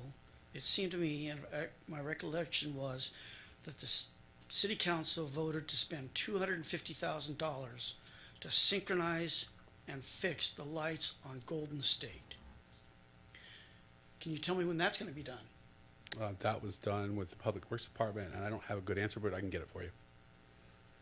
Okay, because near as I can tell, they're not synced, and I don't recall anybody ever going out there and doing anything to those lights, but I'd sure like to be proven wrong. Yeah, and I do know that those things do take some time. So they'll go through, and our service, our police services will actually go through and time the intersections, look at the speeds, and that it takes a long time. But creating all of those additional what we call they call signal requests and calls can take a little bit of time because it has to be done by a licensed engineer. And then usually once that's done, they can go out and quickly change those things, and they just have to observe them. So it's a process that can take up to a year. Okay, thank you. Anybody else? Okay, we'll close public comment, bring it back. What is the will? Move to approve. Second. We have a motion and a second. Will you call the roll, please? Councilmember Abram? Yes. Councilmember Bixel? Yes. Vice Mayor Franco? Yes. Councilmember Moniz? Yes. Mayor Bublak? Yes, passes 5-0. Thank you. Thank you. Director. All right, we're to final readings. This is the second final reading for Oak Park amenities. I will open it to the public. Is there anyone wishing to speak? Okay, closing public comment, bringing it back. Move to approve. A motion and a second. Will you call the roll, please? Councilmember Abram? Yes. Councilmember Bixel? Yes. Vice Mayor Franco? Yes. Councilmember Moniz? Yes. Mayor Bublak? Yes, passes 5-0. All right, 9A, public hearing. This is an introduction and first reading of ordinances, acts by deputies. Wilson, Dami, who? Okay, wonderful. This is a request to add one more engineer in the city's municipal services department and our public works department, specifically to assist the roads program manager to move projects along more efficiently and more quickly. It's not a move to expand the city engineering duties to anybody except the city engineer and Mr. Pajak in his role as a road programs manager. There are some 20 road projects on the books right now that we're moving along, and there'll be that many more next year, that many more the year after. And time is of the essence in order for us to get all these done in a timely way, and we think this small administrative move will really help make sure that we stick to the calendar and get stuff done in a timely manner. Questions? Yes. The ordinance gives these powers and duties to any registered civil engineer employed. Is that just the roads manager position, or are the other engineers carry that as well? It'll only be for the road manager position. Any other questions? All right, we'll open it to the public. Anyone wishing to speak regarding this item? Closing public comment, bringing it back. What is the will of council? Move to approve. Motion and a, maybe second, third? Oh. Call the roll, please. Councilmember Abram? Yes. Councilmember Bixel? Yes. Vice Mayor Franco? Yes. Councilmember Moniz? Yes. Mayor Bublak? Yes, passes with 5-0. Action items 10A, adopting the, oh, this is gonna be a fun one. Okay, Mr. Moreno, show us all the money. Budget's gonna look pretty, huh?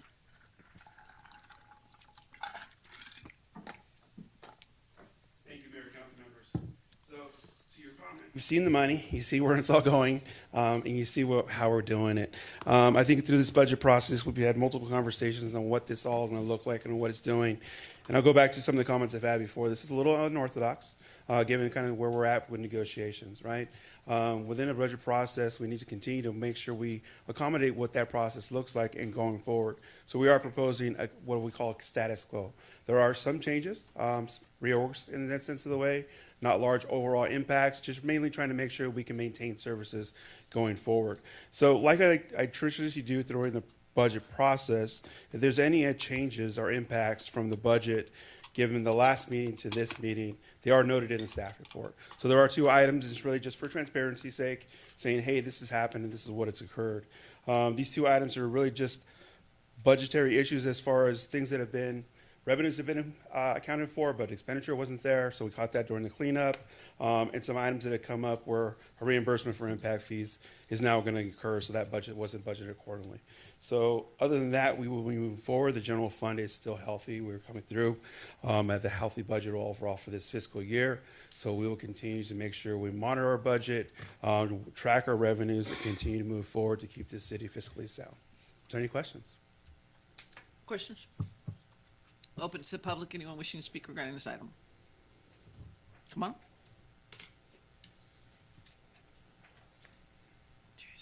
I'm sorry, this is the general fund. This is budget, yes, all Yeah, budget. the budget, yeah, okay, good. All the above. Pardon? All of the above. Oh, yeah, right. 500 pages worth. Okay, I wanted to talk a little bit about Measure A. The Measure A title in the ordinance was City of Turlock 911 Safety/Emergency Medical Response Community Services Measure. The description that is currently on the website talks about maintaining 911 emergency medical response, fire protection, retaining local businesses and jobs, protecting Turlock's ability to respond to emergencies, keeping public areas safe and clean, protecting Turlock's long-term financial stability, addressing homelessness and vagrancy. Next slide, please. The actual municipal code, Section E, says to adopt the retail transactions and use tax for unrestricted general revenue purposes to remain in effect until the voters amend or repeal it. So the actual ordinance, of course, kind of contradicts what the title says. As the council, you can legally use it however you want, but you run the risk of the voters amending or repealing it if the spirit of Measure A is not adhered to. Next slide, please. I took this from the April 13th accountability report. I just wanted to make a couple of comments. Number one, if you asked the general public, were they voting for money for employee mental well-being? If you asked them if they wanted to spend, I think it's now $750,000 on opening the general plan, how do you think they would respond? Next slide, please. And then, as I noted before, the risk management director's salary was coming out of this, an accountant, purchasing specialist. If you look over underneath Public Works, you know, we talked about being able to maintain public spaces where we got one maintenance worker. And we got a bunch of money spent for directors, superintendents, staff assistants, staff services assistant. We've got money for a human relations specialist. I just, you know, if this was actually said to the people, this is how we're going to spend the money, I kind of think they would have had a problem with it. I'm not saying that these jobs are not necessary, okay? But I really think they shouldn't have been used Measure A money to accomplish this. I just wanted to say that. Thank you. Anybody else?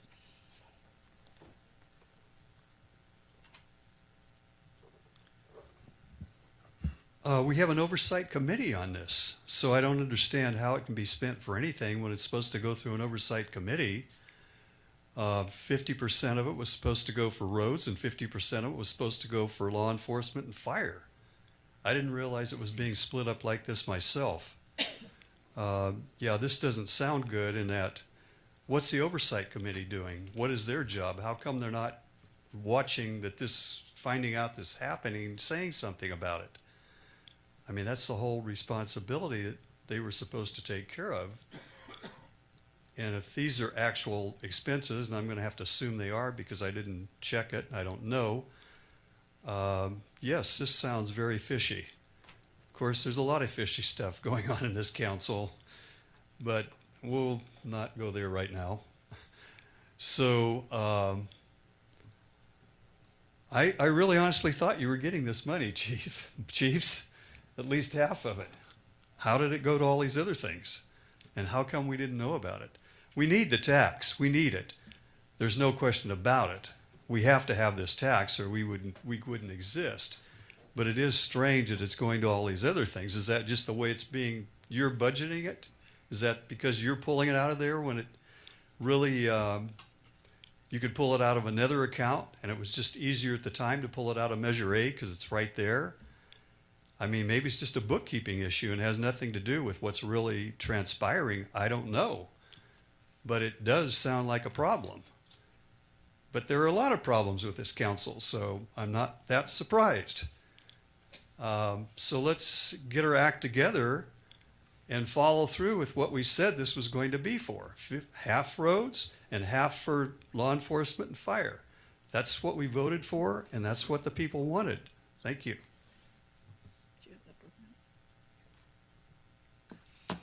Anybody else? Okay, we'll close public comment and bring it back. Comments comes, where we at? Go ahead, Vice Mayor. Move to approve. Second. We have a motion and a second. Call the roll, please. Councilmember Abram? Can I just make a comment first? Sorry, I was. We're calling this a status quo budget, but I don't really think it's exactly status quo. I don't think it's fair to ask the majority of departments to forego expanding their ranks, but adding a few positions. And I think it's kind of short-sighted to not include reclassifications, which is, giving employees who have put in the time for their city and are ready to take on more responsibility and advance their careers here. The amount of money that we're not including in that is like maybe $100,000 in a $62 million budget. So I am going to vote no on this. So my vote is no. Councilmember Bixel? Yes. Vice Mayor Franco? Yes. Councilmember Moniz? Yes. Mayor Bublak? Yes, it passes with a 4-1. Thank you. Just as an outgoing comment, if we get negotiations done sooner, I would hope we wouldn't wait for the quarterly moment. We're not. Bring it back as soon as possible so we can start addressing things. So multiple things that occur. One is obviously they're going to wind that down and what that looks like. Measure A is actually going to come back to you in a policy format. We've heard the comments about before what happened, what's happening now. The best way that I can say to fix that is to create some frameworks, and what that is a policy. So during the budget conversations, I was directed to go to the Oversight Committee. The Oversight Committee is now giving me feedback. We had a special meeting not too long ago. So I'm hoping to bring it back to the next council meeting to have a discussion of what I was hearing there and what that looks like, and gather some feedback on what that rubric is going to look like. That policy discussion may make a budget amendment because of what that direction looks like. So we're going to have that conversation, we're going to flush that out, and then we're going to go. And we're going to say, this is what we've adopted, this is what we want it to look like, this is how we're going to spend Measure A, and get that public input, and we'll go forward. Thank you. All right, action item B. This is gonna be Ms. Figueroa. Boy, you just keep getting the heavy stuff. Welcome.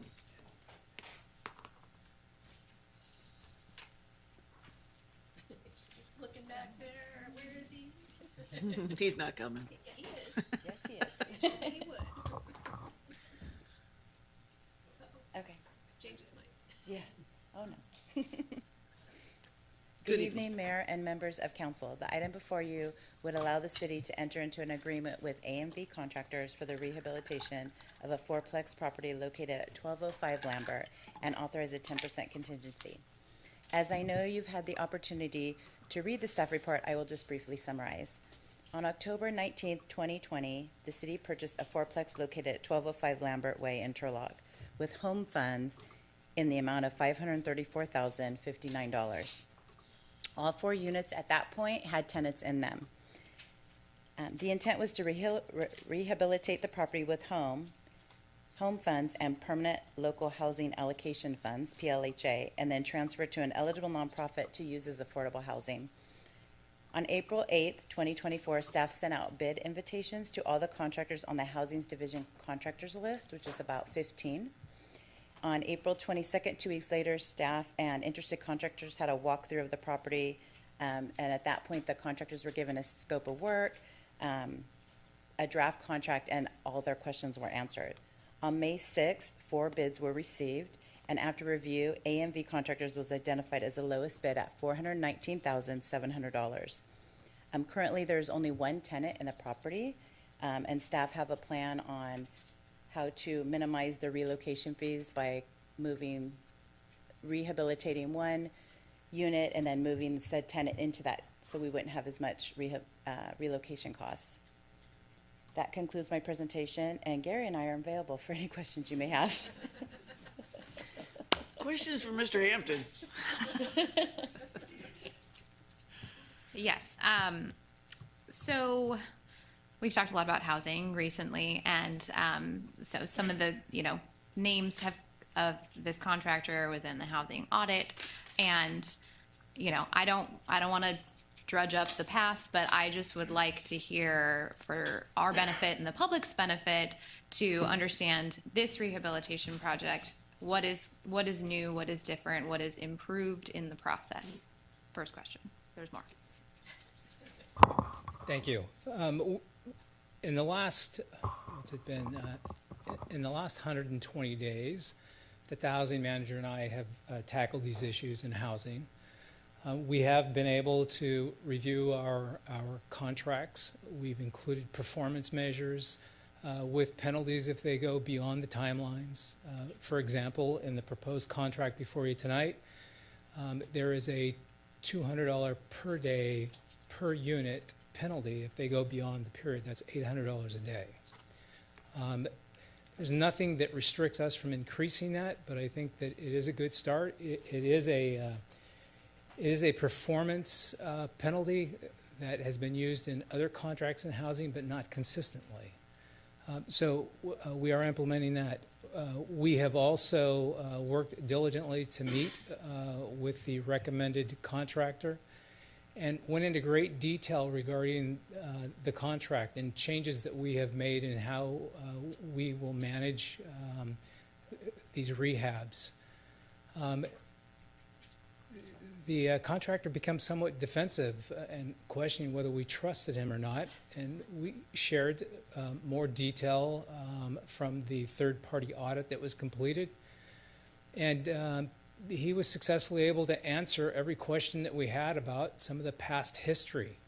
And quite honestly, the majority of it relates back to the mismanagement by city staff, housing staff. And more importantly, a forever changing scope of work, and then the increase of budget from other funding sources that became available that was shifted to this. So we don't have a static scope of work. We don't have a formal change order process. And so we have revenues that are coming in that were not allocated by council originally. So when you look at some of these projects, it looks like the contractor is not following any of the standards, is not being managed, and that's not the case. I'll use We Care rehab that's currently underway by this same contractor. It's been underway for well over a year. When you're 3/4 of the way through the project and you're asked to add an elevator to a building of that nature, that's a huge project. And that's a huge cost. And when you're at the mercy of the contract or the elevator construction company, and you've waited nearly a year to put it in, that impacts the timeline out of the control of the contractor. So, myself and Ms. Figueroa have gone through many of these contracts. Some of them we can't explain the actions of staff. Much of this is the same thing that we shared with you when council received the third-party report and it became a public document. And we talked about the fact that it's the past we're not going to be able to change the past. What we can do is change the future, and that's what we're working on doing. I know in social media I did read some comments about it's the same old housing. It is not the same old housing. We're both brand new to housing. Besides the two of us, and I'm serving as your director, overseeing building and planning as well. So in reality, we have 2 people working in housing, doing the work of 6. So bear with us. We've been here 120 days. There's only so much that we can do. It's not the same old housing. All new people, all new processes. And yes, we are going to make mistakes, but give us a chance to make the change. And I'm not speaking to council, I'm speaking to the public. It's going to take a while to implement change. It's a culture change. And anybody who's involved in leadership or working as a change agent will tell you culture changes don't happen overnight. So we have included these new performance standards. We've gone over the contract with the contractor. We made very clear what the timeframes are. Ms. Figueroa required them to initial on the contract, even though it has not been exercised yet. Initialed on the contract their acknowledgement of all these new standards so that we don't have the issue of, well, I didn't know. And we've reviewed as many of the former projects that he has worked on. And what we know about this contractor is that in every one of the jobs that he's worked on, the scope of work has expanded. The time frame wasn't adjusted to absorb the expansion. Even in I just, again today, I reviewed a contract where there were performance standards with penalties, but yet we changed the scope of work. Not we, but the housing department changed the scope of work without modifying the time frame. So it's all in contract management. We had 3 people working in housing. We've lost our rehab specialist to engineering, where he's now serving as a inspector. We are looking at making some adjustments that you'll receive at another time of that position that'll allow some ability to flow between building and housing, and both will share from that. So this is not the same contracts that you've seen previously. It is the same contractor that you've seen. We now understand how this contractor seems to always be the lowest bidder. But admittedly, I have found contracts where they were not the lowest bidder. However, you have to actually spend hours and have staff do hours of research to pull up to find out, well, who is lowest bidder? You know, for example, on High Street, the consultant that completed the third-party review said that there was no bidding process, no evidence of a bidding process. This is the bidding process. There is evidence. There's hard documents. The challenge is, if you'll recall in that report, it cautioned everybody that the report is only as accurate as the amount of documents that the city is able to provide. We didn't do a good job of digging up the documents. I can tell you that staff has spent the last month digging up documents. These were found in a box. They're not even filed with the file. They were located in a box by our city attorney's office. So, yes, the report has some very troubling accuracies in it, and it also has some very troubling inaccuracies in it because the city did not do a good job of providing the documentation that they were looking for. Hence the reason throughout that report you must read the same sentence over and over and over again about the information is only as good as the accuracy of the documents provided. So hopefully that's a long-winded answer to your very short question. That was long-winded. One more question about the funding source. So part of this is coming from PLHA, Permanent Local Housing Allocation. And this is the entirety, correct me if I'm wrong, this is the entirety of our first year 2019 allocation, first year that we were able to, that we applied for it. And it is correct that if we do not, well, we're only able to use it on this because of a Hail Mary from HCD that we can shift it from where it was supposed to go in a day center to this now. But if we don't use it for this, it's gone, correct? I would have to look into that. I don't, PLHA is a little is new to me, so. Sure. And a lot of people, the staff don't know that much about it because the first time they tapped into it was for the Sure. day center, so. Yeah. So just from conversations Yeah. I've had with staff and the city manager that, it's my understanding that the deadline, we are past the deadline. It's way in the rearview mirror. This is the last chance for this, for our community. So. Okay. Any other questions? Let's open it to the public. Oh, I'm sorry, you have more questions. Okay. After this expenditure, the city will have about just short of $1 million into this project, correct? Correct. Okay. And we have to complete the transfer of the property on or before October 19th, 2024? So we have to have the rehab complete and we have to have it filled with tenants Okay, by October 19th. by October. Okay.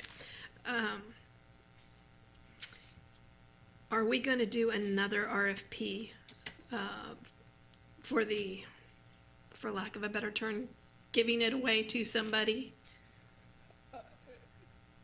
We're going to have further conversations with the party that was identified in the previous RFP to Okay. determine whether or not they're prepared to accept it. Okay, And if because they're not, going to we have to will- come back and do everything that we voted on the last meeting about, right? Because it's over $50,000, so they're going That's to have correct. to provide everything. Okay.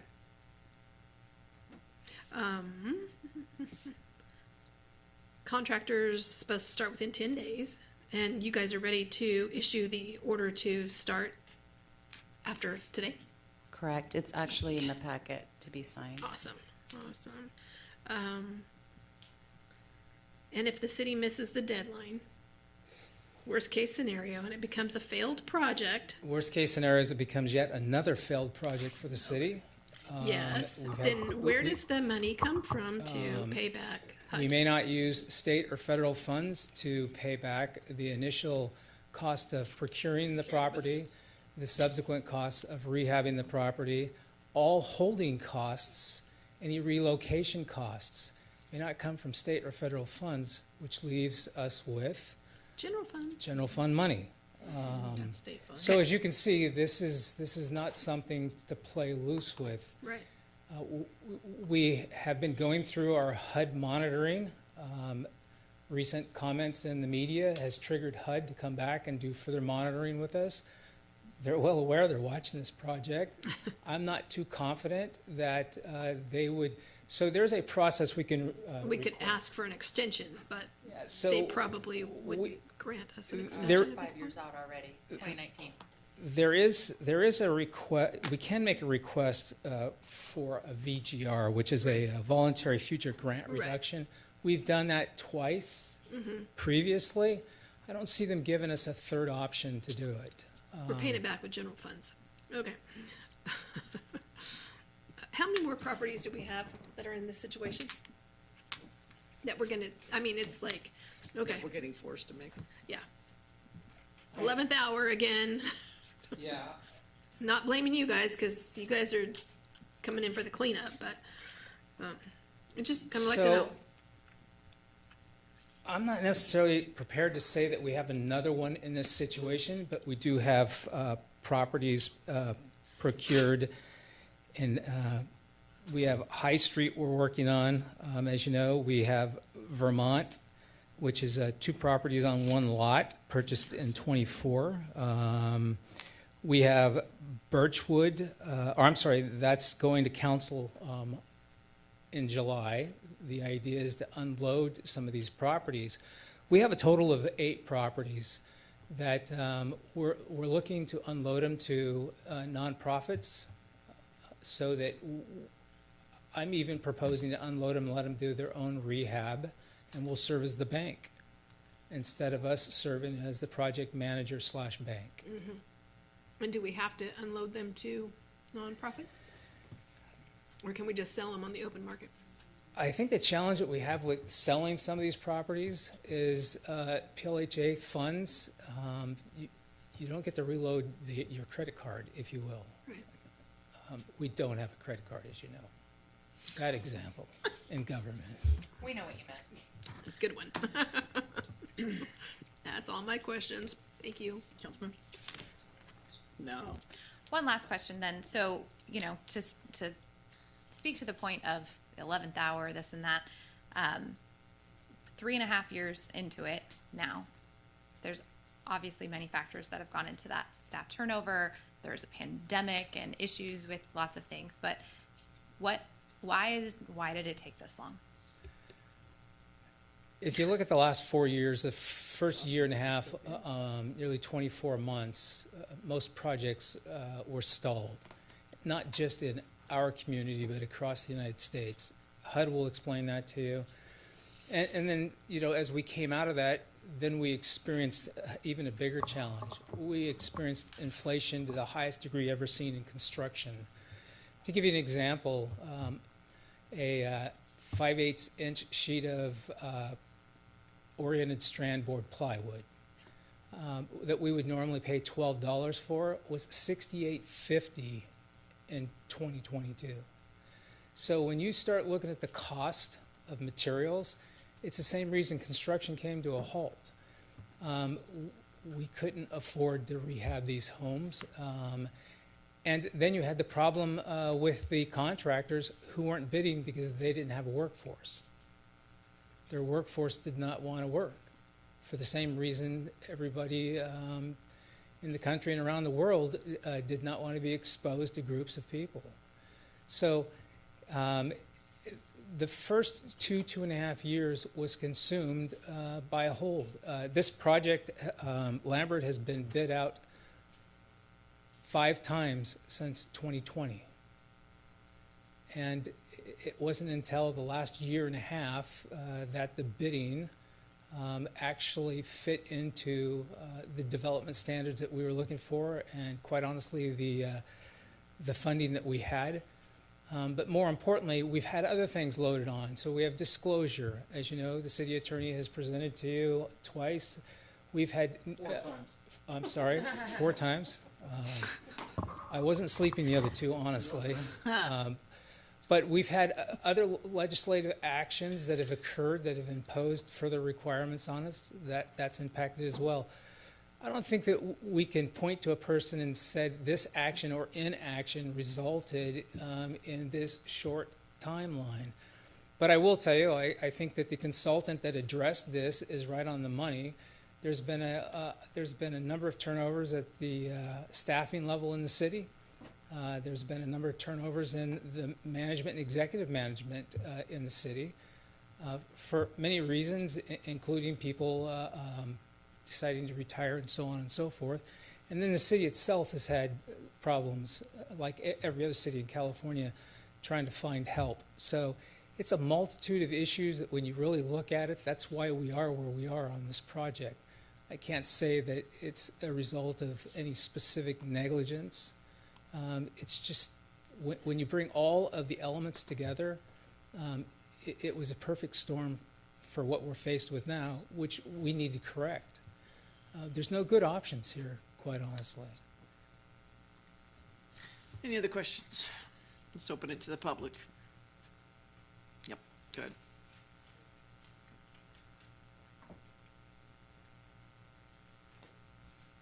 Okay, I do have one specific question that I would like to have answered on this project. I went down there today, I walked around the building. I did notice that there's one tenant there. I didn't realize this was purchased back in 2020 by the city. And there were actually 4 tenants in there at that time.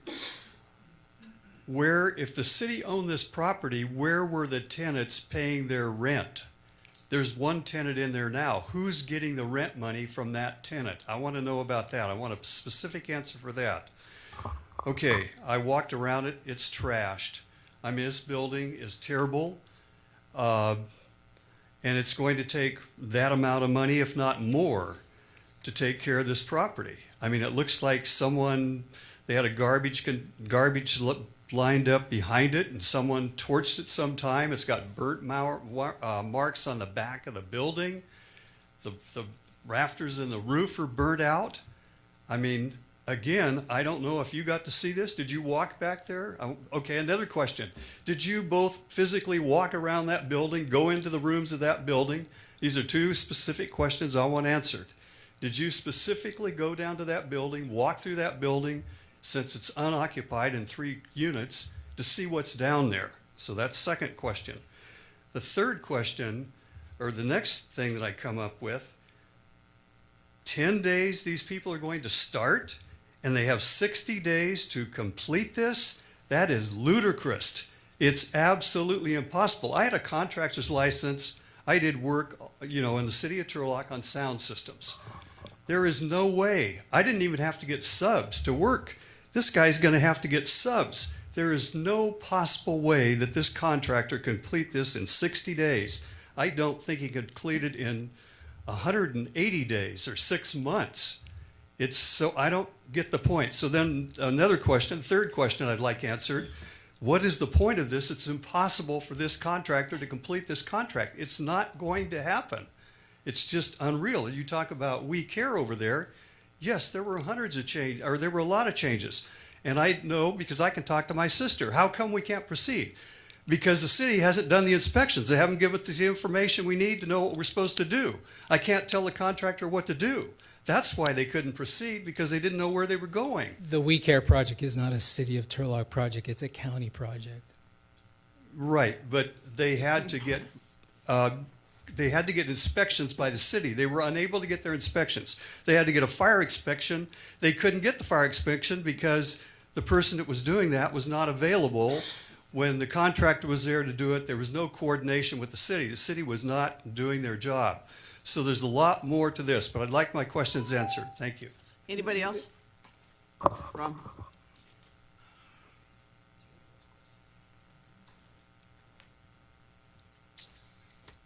Ron, the evil one. Okay. According to the information we got from the county, when people put in a request for the invoices on the We Care project, they said the city of Turlock was responsible for managing that project. Okay. When you said adding an elevator to a We Care project, what contract? Was that for the shelter, or was it for the kitchen? Because it was in the elevator contract from the very beginning, going back to 2021, I believe the documents say. Potential source for payback. I know you won't like this in terms of paying back the money. Cannabis. In 2020, we talk about how nothing could be done because of COVID. Firehouse and Perfect Union rehabilitated, not rehabilitated, but they modified their buildings, so on and so forth, so they could open their businesses. They did that during COVID in 2020. Okay. Again, this coming to the council at the last moment, so that basically you can't vote no, or well, you could vote no, but the bill's $1 million if you do vote no. Talk about it really took some of us off. Okay. 901 High Street was bought in February of 2020, so that's obviously more than 4 years in the past. So is this situation? What's the situation for High Street? When it comes to the contracts for A and Z, you may be correct that it might be that they had their problems because of the city not living up to their obligations, okay? Now, what I would have liked to see is that in the audit, they examined 4 contracts, 3 of them from A and Z. They were the lowest bidder. They went significantly over budget on every single one of them, okay? The other contract was to Gomez and Sons, and they ended up $900 under the contract. If we had been able to see the performance of all those contracts, then we could have more confidence of, well, yeah, it happened to all the contractors, not just A and Z, but we don't have that information. This would not be permitted in a private enterprise. You'd go out of business and the government would not do business with you. Anybody else? Okay, we'll close the public comment, and you have many questions. We will do our best. Regarding the two of us in 2020, neither one of us were employed by the city of Turlock in 2020, so we don't have a whole lot of detail other than what we can find in the files regarding the procurement of the property. I'll let Ms. Figueroa speak for herself. I've driven past the property. I have not gotten out and walked through the property. I've seen photographs of the property. I've seen photographs of what you're talking about, Mr. Trewiler. Let me share with you that I mentioned earlier that this contractor has a very unique business model. Those of us that have been involved in construction families all of our life can relate to this. All of his subs are family members. His engineer is an engineer in another city in this county. He doesn't have to wait for 6 months for an engineer to work on the project. The engineer will work on the weekend for him and get it done. He's got family members that are in the HVAC construction business, contracting business. He's got concrete finishers in the family. The majority of all of his employees happen to be family members. So he doesn't have the time frame. Relative to what did we know, what we know is what we learned when we got here in the middle of February. There's been no plan to bring this at the last moment. We've been working for 120 days. And regarding the fact about people having, I think Mr. Bridegroom mentioned having more confidence in us. Mr. Bridegroom, you solicited the services of housing in January of 24. What's happened between then and now that now you don't have confidence? You did in January, so it just, I have a difficult time understanding that. Where does the rent go, Mr. Hampton? Excuse me? Where does the rent go? Oh, the rent comes to the city of Turlock. I'm trying to work through the rest of these questions here. Go ahead and talk about this one. In answer to your question, I have not walked the property. I have driven past it, and as Mr. Hampton stated, I have seen pictures. My our prior rehab specialist was very aware and went through the property right before the prior bid to ensure, because we were looking at timeframes and what we could take out of the original that was 3 or 4 years ago. 901 High Street, the situation was it was rehabbed and it was filled with a tenant, so it's not a failed project, even though it wasn't transferred. So while we still own the property, we are receiving the rents and we're paying the maintenance on it, and that will be brought the first meeting in July to council to transfer to a nonprofit. So that's why that isn't a failed project, why we still hold on to it, because as I stated, we rehabbed it and we put the tenants in it.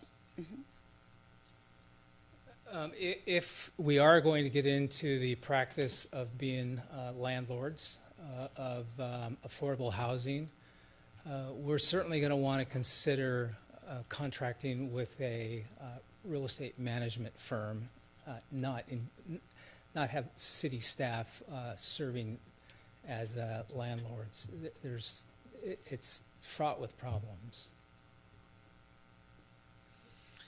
Comments?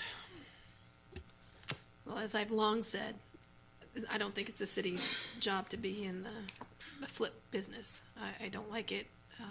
And this is, now we have more to deal with, but I again, you guys are playing cleanup here, so thank you for your efforts. In the future, this is not something that I would like to see in our annual action plan.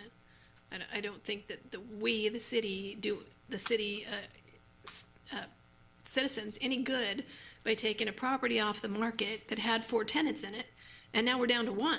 We reversed what we should be doing for low income, and we've taken a property that had 4 and we've reduced it by 75%. That to me is that's not good. So thank you both for all your efforts. Those are my comments.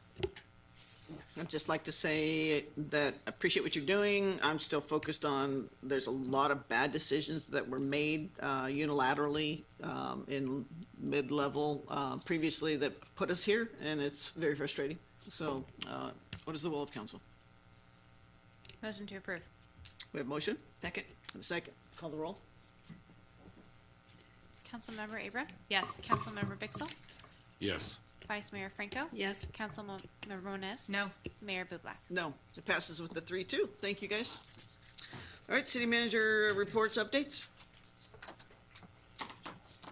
I just have one item I want to bring to the attention of the city council. The district attorney's office has notified us and the police department that they're going to be releasing an inmate from state prison who's a pedophile, and they're going to locate him in our community. Is their plan?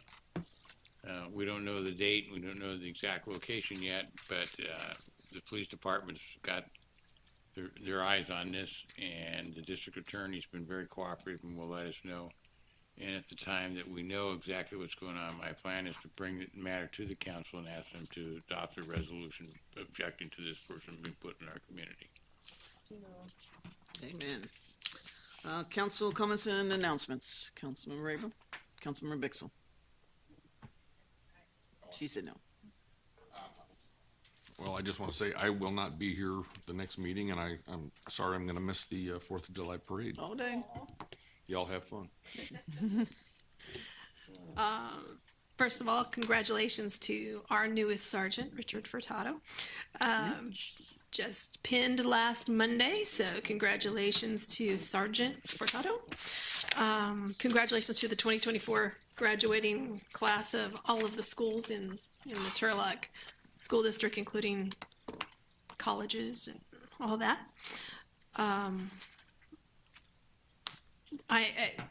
The city manager, deputy city manager, and a few others, deputy assistant Packwood, we all had the privilege of attending a San Joaquin Rail Commission briefing about the train station that will be eventually coming to Turlock. There are plans in the city clerk's office if any of the public wants to see what the San Joaquin Rail Commission is proposing as the station and all of the amenities. They were going to possibly disrupt some of our commercial business routes, fairgrounds, travel, and so we were able to tell them, hey, this is not a good thing. You need to consider these other things. So like the commercial, we have a person that was harmed a lot by the Golden State Boulevard Monte Vista repair, and he nearly went under. We need to make sure that we take care of him. We also have a crossing that they wanted to close, or they were going to put as a suggestion to close on Broadway, and we nixed that. So it was a good meeting. The tentative plans are again in the city offices for any public member that wants to see them, and that's all my announcements. Today, Director Fisher and I were at Goat Milk Place. It was pretty cool. They just got an award for doing some crazy cool savings, whether it was to save water, just anything you could think of. It was pretty neat for the west side to see what they're doing. And then just a shout out for everyone to hold the date of July 18th for the state of Turlock. It is your time for the community to hear what we did in the last year, and so you know where your money's been spent and what good things everybody in the city's working on. And as far as moving forward, are there any items for future consideration? Yes. Councilmember Abram.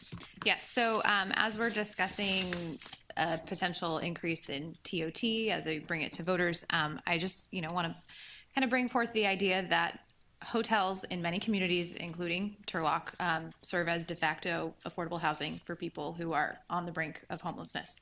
And there's a variety of people experiencing homelessness. It's not just people on the street. There's families that need to have a different place to live and are looking for hotels to do that. So I would like to see, as our annual action plans come back, if we can kind of think of some way to include assistance as for people who are utilizing hotels as shelter from homelessness, because that extra $5 to $10 a night can be really impactful for those people. Anybody else?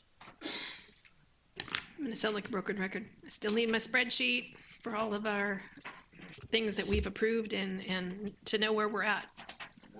Thank you, sir. All right, closed session. Madam Assistant Clerk. Deputy Clerk. For item A, we have conference with labor negotiations, California Government Code 54957.6A. Agency designated representative is Deputy City Manager Sarah Eddy. Employee organizations are Turlock Associated Police Officers, Turlock City Employees Association, Turlock Firefighters Association, Local 2434, Turlock Management Association, Public Safety. Unrepresented group is the Turlock Management and Confidential Employees. Item B, conference with legal counsel, anticipated litigation, California Government Code 5495669D2, potential cases 2, conference with legal counsel, initiation of litigation, California Government Code 5495669D4, item 1. All right, we will report out should there be anything. Good night.